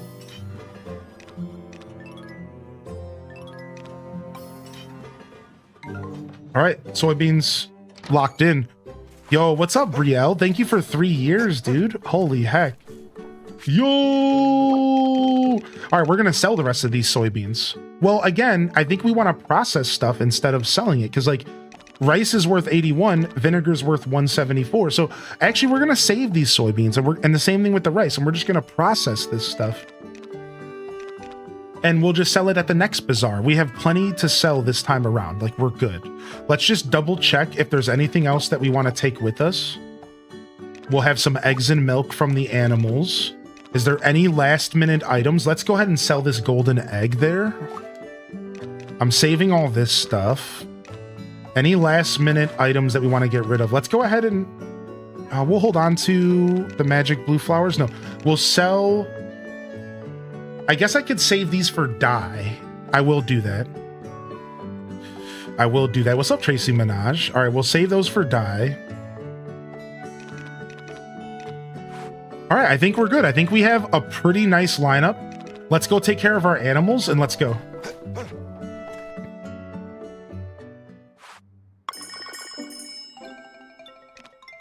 All right, buddies. Time to get outside. Time to go outside.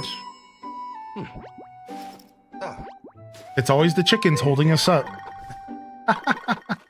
There. Oh, if they're... Okay, never mind. I thought something happened that didn't. All right, let's go. Grab you real quick. All right, we just need to brush and milk. I know, Story of Seasons animals, they know what they're doing. They knew that people would be animals about the Story of Seasons animals. They knew. They knew how to make us go rabid. All right, what's up, a cute fish? Good to see you here. Give me just a second. Dang it, it's already 10. We're missing... We gotta go to the bazaar. We're missing sales right now. Frick. Man, taking care of my animals took way too long. We had to go to bed earlier. We gotta be getting up a little bit earlier, and I think we can get up at 6 a.m. Let's go to the bazaar.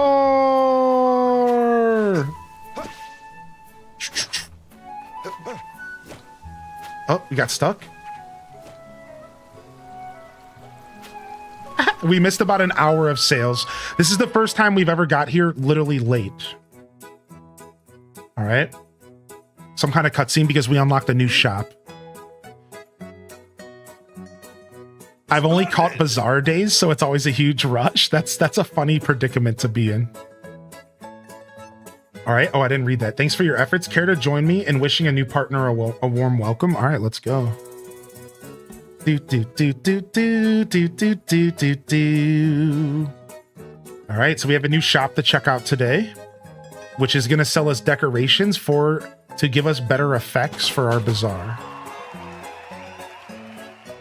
Splendid! Rebecca's Decor is now open for business. Should you wish to embellish your storefront at the bazaar, she's sure to have all the trinkets you need. Thanks again for all the help, Rob Boss. Couldn't have gotten this place set up without you. Stop by for some shopping, all right? I'll be here waiting for you. Why is he so buff? Dude eats his spinach, right? Homie eats his Wheaties, right?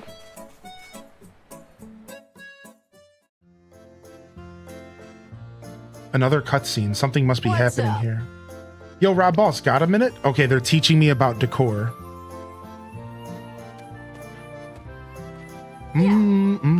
Just wanted to give you a little something as a thanks for helping me set up my shop. Okay, I was gonna hope for a discount, but this works. Try jazzing up your own bazaar stall with that. The results will speak for themselves, trust me. I have all kinds of cool decor like that for sale if you ever want more. You know where to find me. See, this is where this game would be considered slow. Nice. Canopy tent. Use it to decorate your bazaar. Sorry, the more decor you display from the same series as your tent, the more effects they'll have on your bazaar sales. You can have up to 3 effects going at once. Okay. Right, that's where people are gonna, like, people have called this game a little slow. Like, that's why it's slow, because they love giving you little cutscenes and explaining stuff. And you can skip those cutscenes, but for some people, that interruption is annoying. Like, just now, that happened to me twice, and I was actually kind of annoyed. Here I am, running to the bazaar for a super hype, crazy rush bazaar day. And they hit me with back-to-back cutscenes getting in my way from doing the thing I'm excited to do. Right? Like, that's where this game shows its age. That's old school. Like that's get out of our way. Let us play the game. We don't need a cutscene for everything. But that does create a cool experience. It creates world building. It creates a slow paced kind of enjoy the conversation and kind of experience. So, you know, for some people it's probably annoying, but for others I think it's like kind of a part of the experience, right? So again, you can skip the cutscenes, but still to interrupt me twice in a row was kind of obnoxious, right? So I just wanted to share that experience because I know some people were saying, is this game going to pick up pace? Well, yes, the game is going to pick up pace. You're always going to be running into these situations where they just bombard you with cutscenes and you're like, okay, sure. Like, I guess I watch or I'll skip, right? All right, save and return. We got a new canopy. We're looking nice and good. Let's go ahead and check stock. We have a couple things to stock up here. All right, y'all ready? Yeah, random. All right, here we go. We have 21 items to sell. We can sell the fish bait too, why not? Let's just sell it all. All right, here we go, man. Open up shop, dude. We're a little late today. Don't worry though, people. I got the goods. Open for business. All right, boom. We got to get some stuff on the table. X. Fish. Hear ye. I got turnips. I got this stuff. I got giant turnips. Okay, this person wants flowers. This person wants a frog. All right, let me get the flowers real quick.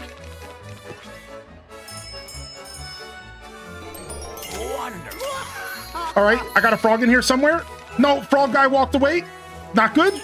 Oh, this is intense. I got too much stuff. Dude, if you fill up your stock too intense, it's crazy.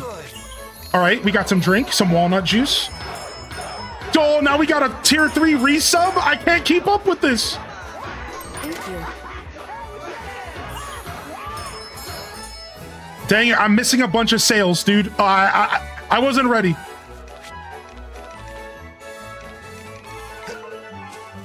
I can't tell. Does this person want me to switch something? Oh, I see. I couldn't tell what was going on there. Yo, thank you, Nieces. I appreciate you. Holy heck. Thank you, X Crossing, for the tier 3 59. Thank you, man. I hope you're doing well, dude. Way cool. All right, we missed a bunch of sales, but that's fine. We're doing all right. We'll go ahead and we'll get the cheer squad in here soon.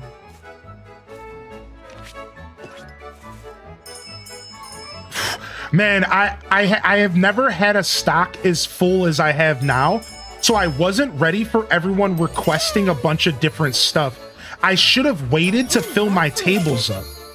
I think the strategy is you wait to fill your tables up until you start seeing what people are interested in. That's where I messed up. I think I filled my tables up too fast and then I couldn't keep up.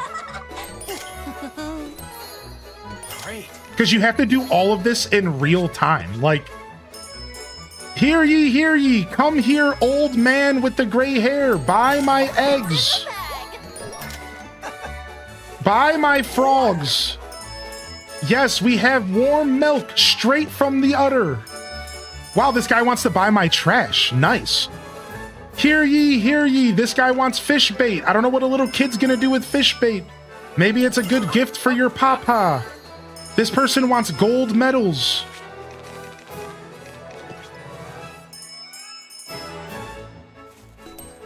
Cool. All right, nice. All right, let's cheer squad. Last 30 minutes, cheer squad. Let's go. Let's go. Sell it up, sell it up. Roll it up, roll it up. Get it selling, baby, get it selling. Let's go, old lady. I got some warm milk for you right here. Yo, Chach with the red vest. No problem. Who's next? Who's next? Lady, your pants are way too high up. Your pants are in no man's land. Move along. Grandma, don't worry. Got all your eggs right here. Got all your eggs right here, Grams. Little kid, give me your money, dude. Oh, dang.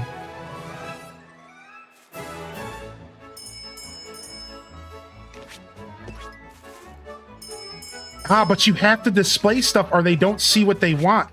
Dang it, you do have to display stuff. So it's just, you have to be quick, man. It's hectic, dude. Somebody wants a golden egg. Got one of those. Somebody wants a regular egg. Quick, we can do that. Somebody wants an old dirty boot. I got old dirty boots for you. They call me old dirty bastard for a reason. No, they actually don't. Just kidding. Ooh, lovely. Dang it. All right. Dude, we did pretty good. Woo, we did pretty good, man. I was panicking. I got so panicked. And then all of a sudden, these subs are rolling in. Thank you, X Crossing. Thank you, Nisi, for the support, man. Good morning, everybody. 24 Gs. Woo! 24 Gs. Not bad. Not bad. All right, we have another session at 3. And here's what we have left in stock. Nothing. It's gonna be very chill. It's gonna be night and day. We sold it all. We sold it all, baby. All right, let's go shopping. Let's go see what we got. Let's go shopping, baby. All right, we can buy some fertilizer. Here we can get wheat flour. I will pick up some wheat flour for cooking. Not much, though. What is that? Did that say breadcrumbs? Yeah, what the heck? That's so interesting. All right. Let's go check out some of the other shops.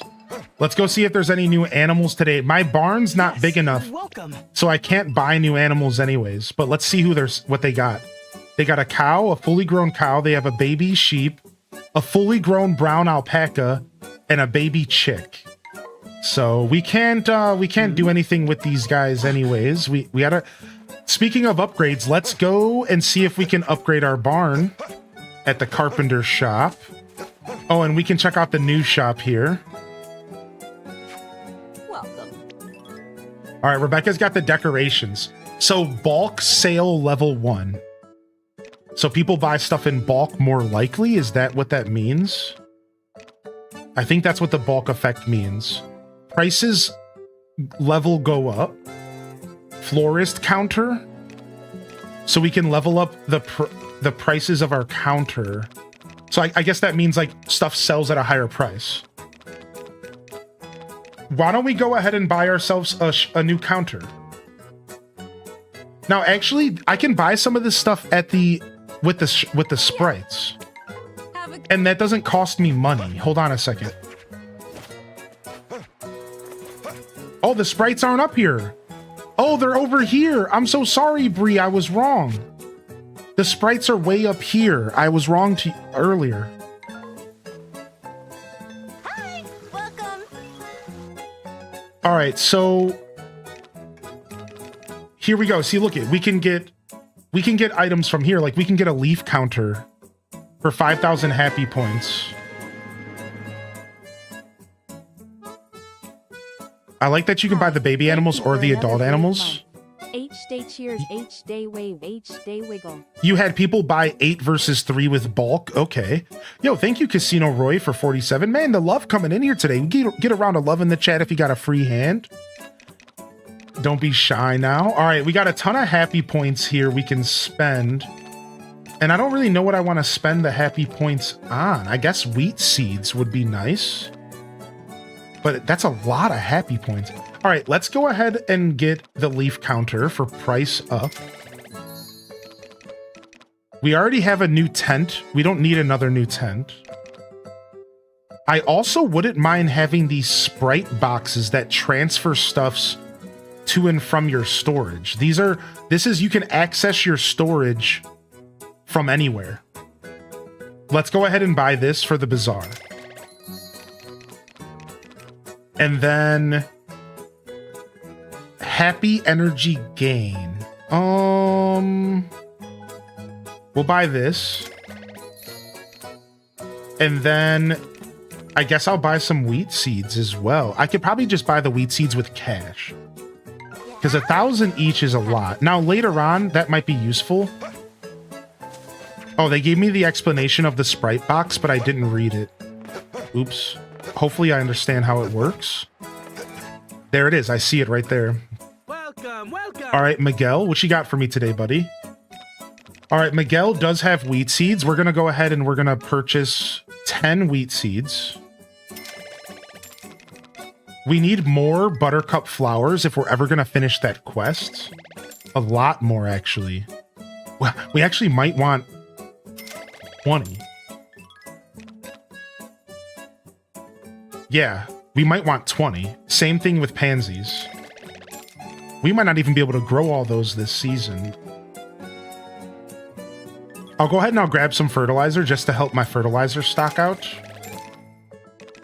We're going to skip the tree until we get more farmland because I think the tree has to be grown on your farm. I think so. I think it's like Wonderful Life, where trees are actually grown on your farm and you lose that space on your farm. I think so. So I don't really want to deal with that right now. And then otherwise, I don't really need to buy the rest of these seeds because, like, we want to sell white crops. So we're going to hold out on potatoes and stuff. Now, maybe I want to grow some of this stuff for cooking later. So we can grab just a measly 5 of each. I have onions in the ground right now, I think. Nah, screw the logic of buying stuff for cooking later. We're just gonna wing it until next season. We'll start worrying about cooking in year 2. Did the decor say girls say if you had the same kind of decor you would get a boost? She also said you can have 3 active boosts at one time.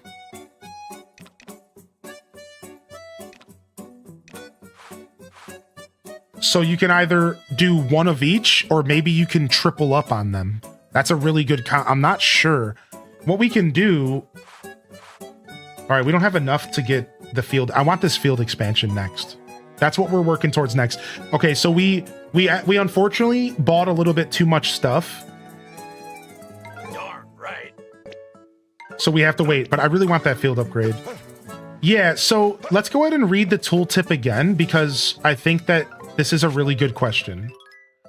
So let's read exactly how it works. Y'all filthy animal. Did I do it? Dude, a 3-year from Trouble Goats? I don't know. Dude, today is insane. Thanks, Link. You're the hero of Hyrule. What's up, dude? Thank you for the prime. Thank you for the prime. The primes all add up. Oh. All right, so Peace returns to Hyrule. the more decor you display from the same series as your tent, the more effect they'll have on your bazaar sales. I understand they're not talking about the effects, they're talking about the series. So let me give you a quick example, even though I'm going to be cutting into my profits here, but I have to be fast. So you know how I just purchased the leaf? Like I just purchased the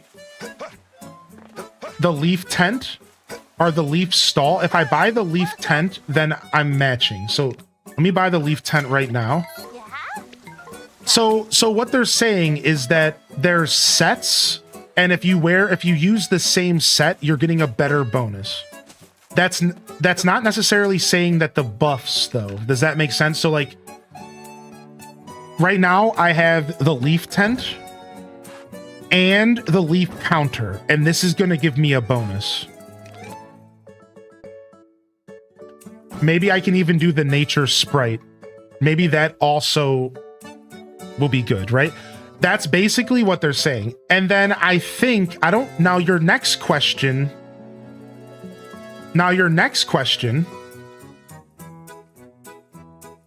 was, do you want to have the same, do you want to stack buffs or you want to have different? I'm not sure, right? So I can get price up on the counter. I can get bulk up on my tent, and it looks like I can get individual boost with these. So I guess you can't even stack them because they don't look stackable. Like I can only get bulk effect on tents. I can't get that on tables. So I guess that question doesn't matter. I wonder why there was no decor bonus. You definitely sold cooked dishes. Maybe I mixed up what sign you put out. I put out my crops board. And I guess all it does is affect the popularity, which means that it's more popular to sell, I guess. I had the crop board up though. All right, let's go. So hopefully that made sense. What's up, Big Fuzz, by the way? Take a look. All right, we got strawberries. We got some milk. And we got some eggs. So what's that number above that? Does that mean that it's getting a bonus? Does that number above it mean that it's getting boosted? Because I don't think that number was there normally.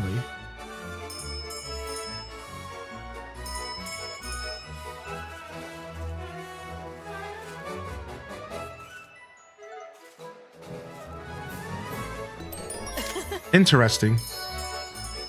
Do, do, do, do, do, do, do, do.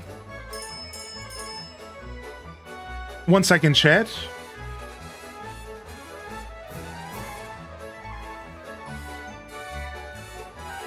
All right, sorry about that. I had to. I have to let somebody in here real quick.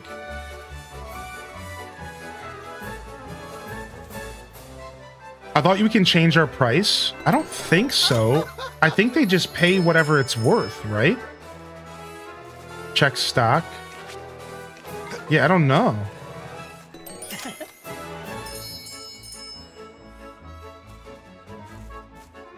Yeah, I think they just pay whatever it's worth. And it goes up in price.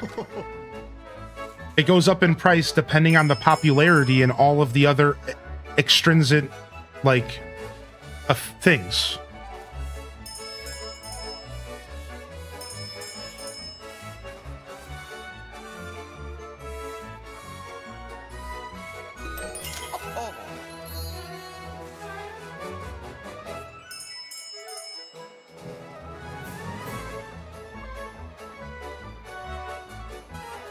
Very good. Do, do, do. All right, nice. Let's see how much we made off of our back stock, right?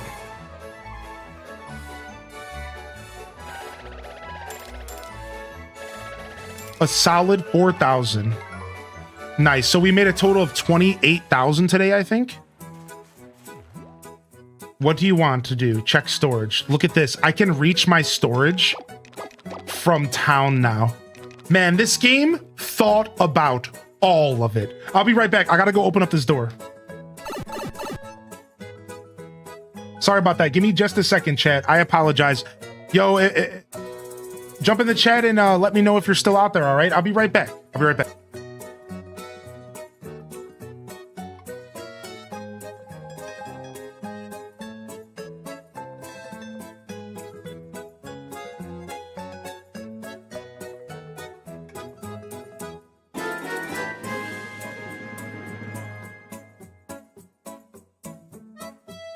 Kuromi dance.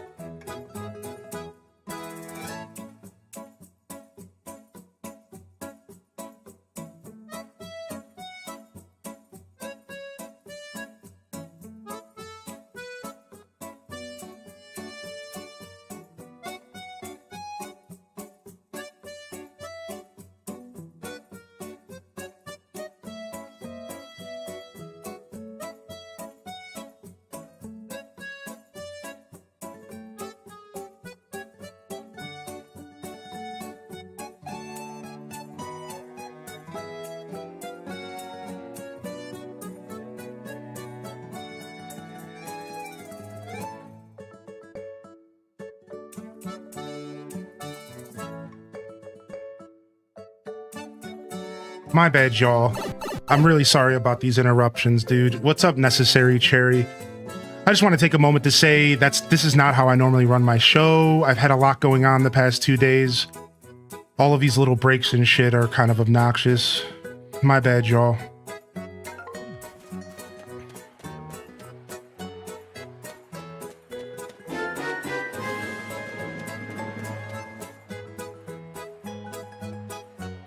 Grand Bazaar looks like fun. Thanks for streaming it for us. Yo, thank you, Solar Snooky. I appreciate the 44. And thank you, Necessary Cherry, for the 30-month Prime as well.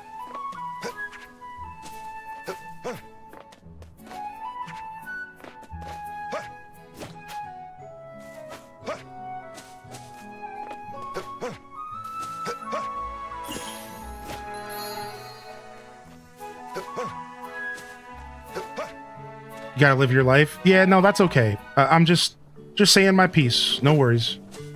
I understand some people get it, but it's just not how I run my show. So, thanks for sticking around. For those of you that did.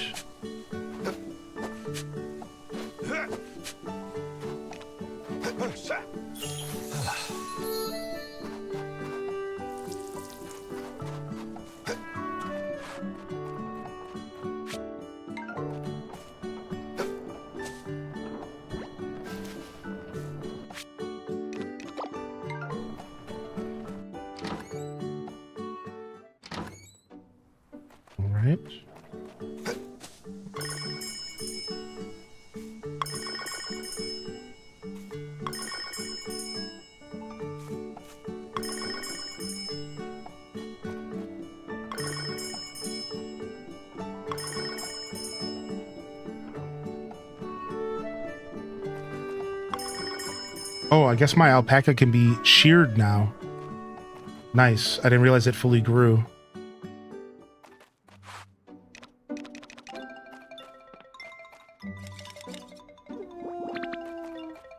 Nice. First wool. Super sick.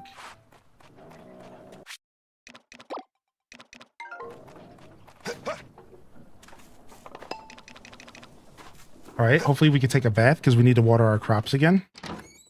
Did you just parkour on people's houses? Yeah, I did.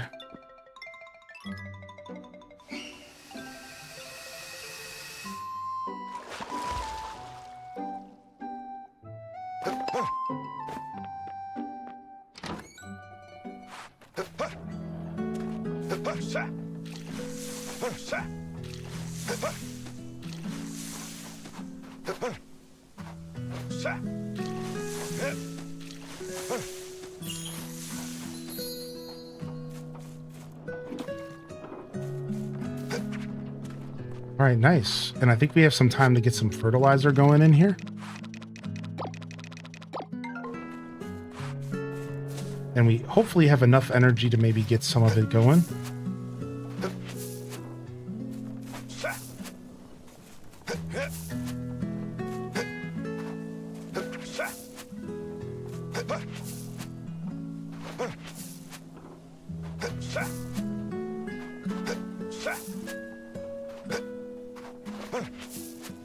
I'm done. Sweet. I wasn't paying attention, but that works.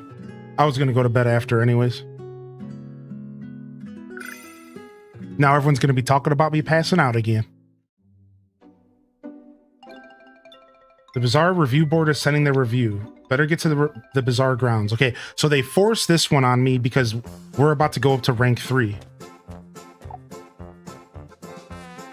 Attention, everyone!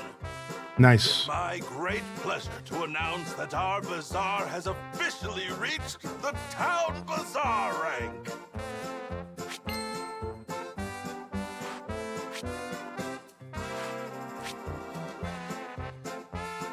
All right, we have to sell 200,000 for the next rank.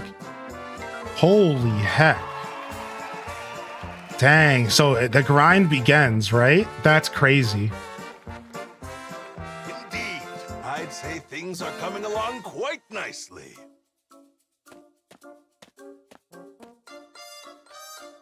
Well, it's not what I'd consider a significant achievement. Dude, this lady's so rude. But it does indicate enough growth that the board will support you for a while at least. That's all I needed to hear!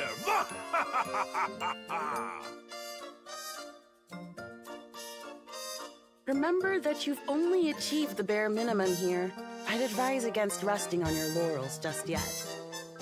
You'll need Dang, to put in a lot she's more nothing but effort if business. you want to retain the board's support in the long term. Not one to mince words, are you?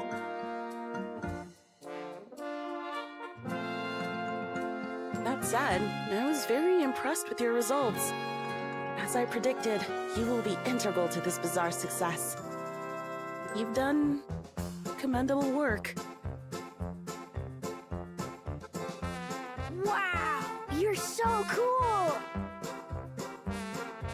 As if you've got any idea what's going on.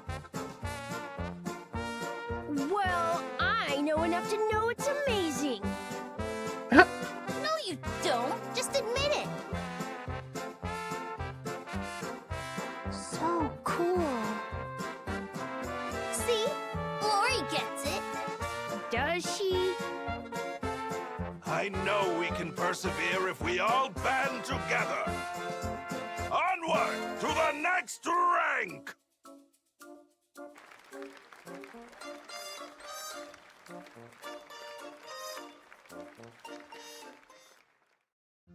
By the way, Mayor, may I have a word? Of course. Ask me anything. The reports say that your bazaar was once so big as to be considered a grand bazaar. If so, what happened to cause such a drastic reversion? Oh, story time. Well, you see, our previous farmer drew large crowds back in the day. The bazaar wouldn't have grown nearly as big without her. It's true that a good farmer can have a major influence on bazaar sales. All you need to do is look at your newest recruit's accomplishments for proof of that. Indeed. But I find it hard to believe their influence is that significant. Would you mind telling me more about this farmer for reference? Well... Mayor! Oh, something's happening? Come quick. We have a bit of a situation. Certainly. Lead the way. Sorry, Diana, but I'm going to need to borrow the mayor for a moment. Go right ahead. Deal with what you must. Apologies, Diana. We'll have to continue this some other time. Of course.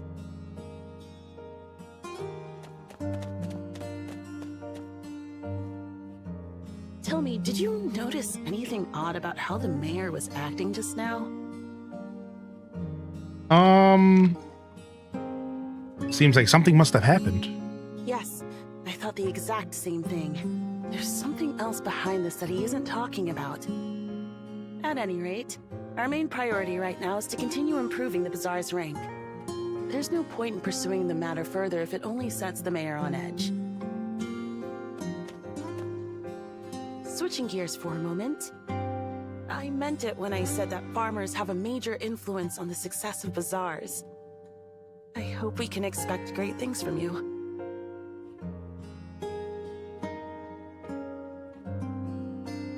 All right. Resident sleeper. What? Now it's just 8 a.m. and I'm here? What?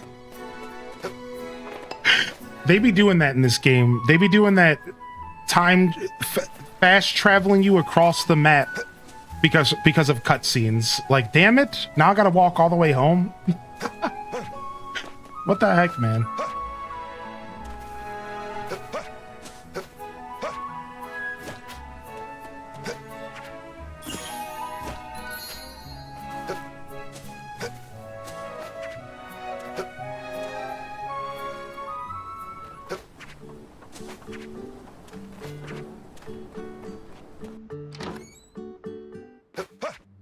And we still got up at 8 a.m. even though we passed out.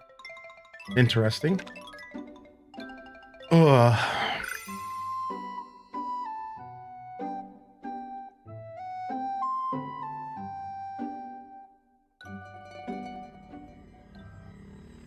All right. I have something going on, so I got to get out of here. Nothing serious, but we have to cut it a little short today. So if you just got here, you'll be able to find this VOD over on YouTube. And I'll go ahead and release yesterday's episodes on YouTube as well. I appreciate everyone's patience. Thanks for understanding. Definitely not exactly what I had planned for today, but sometimes plans change. So I did want to be here all day, but we'll be back tomorrow. We'll make it. We'll hit it hard tomorrow instead. Maybe I'll come back later tonight if I have time. I don't know if I will. We'll go ahead and we'll drop a raid off real quick. Thank you everyone for coming out. Thanks for all your support, everybody. I appreciate the love coming in. And we'll go ahead and we'll raid on out of here today. And we'll see what's going on here in the Twitch space.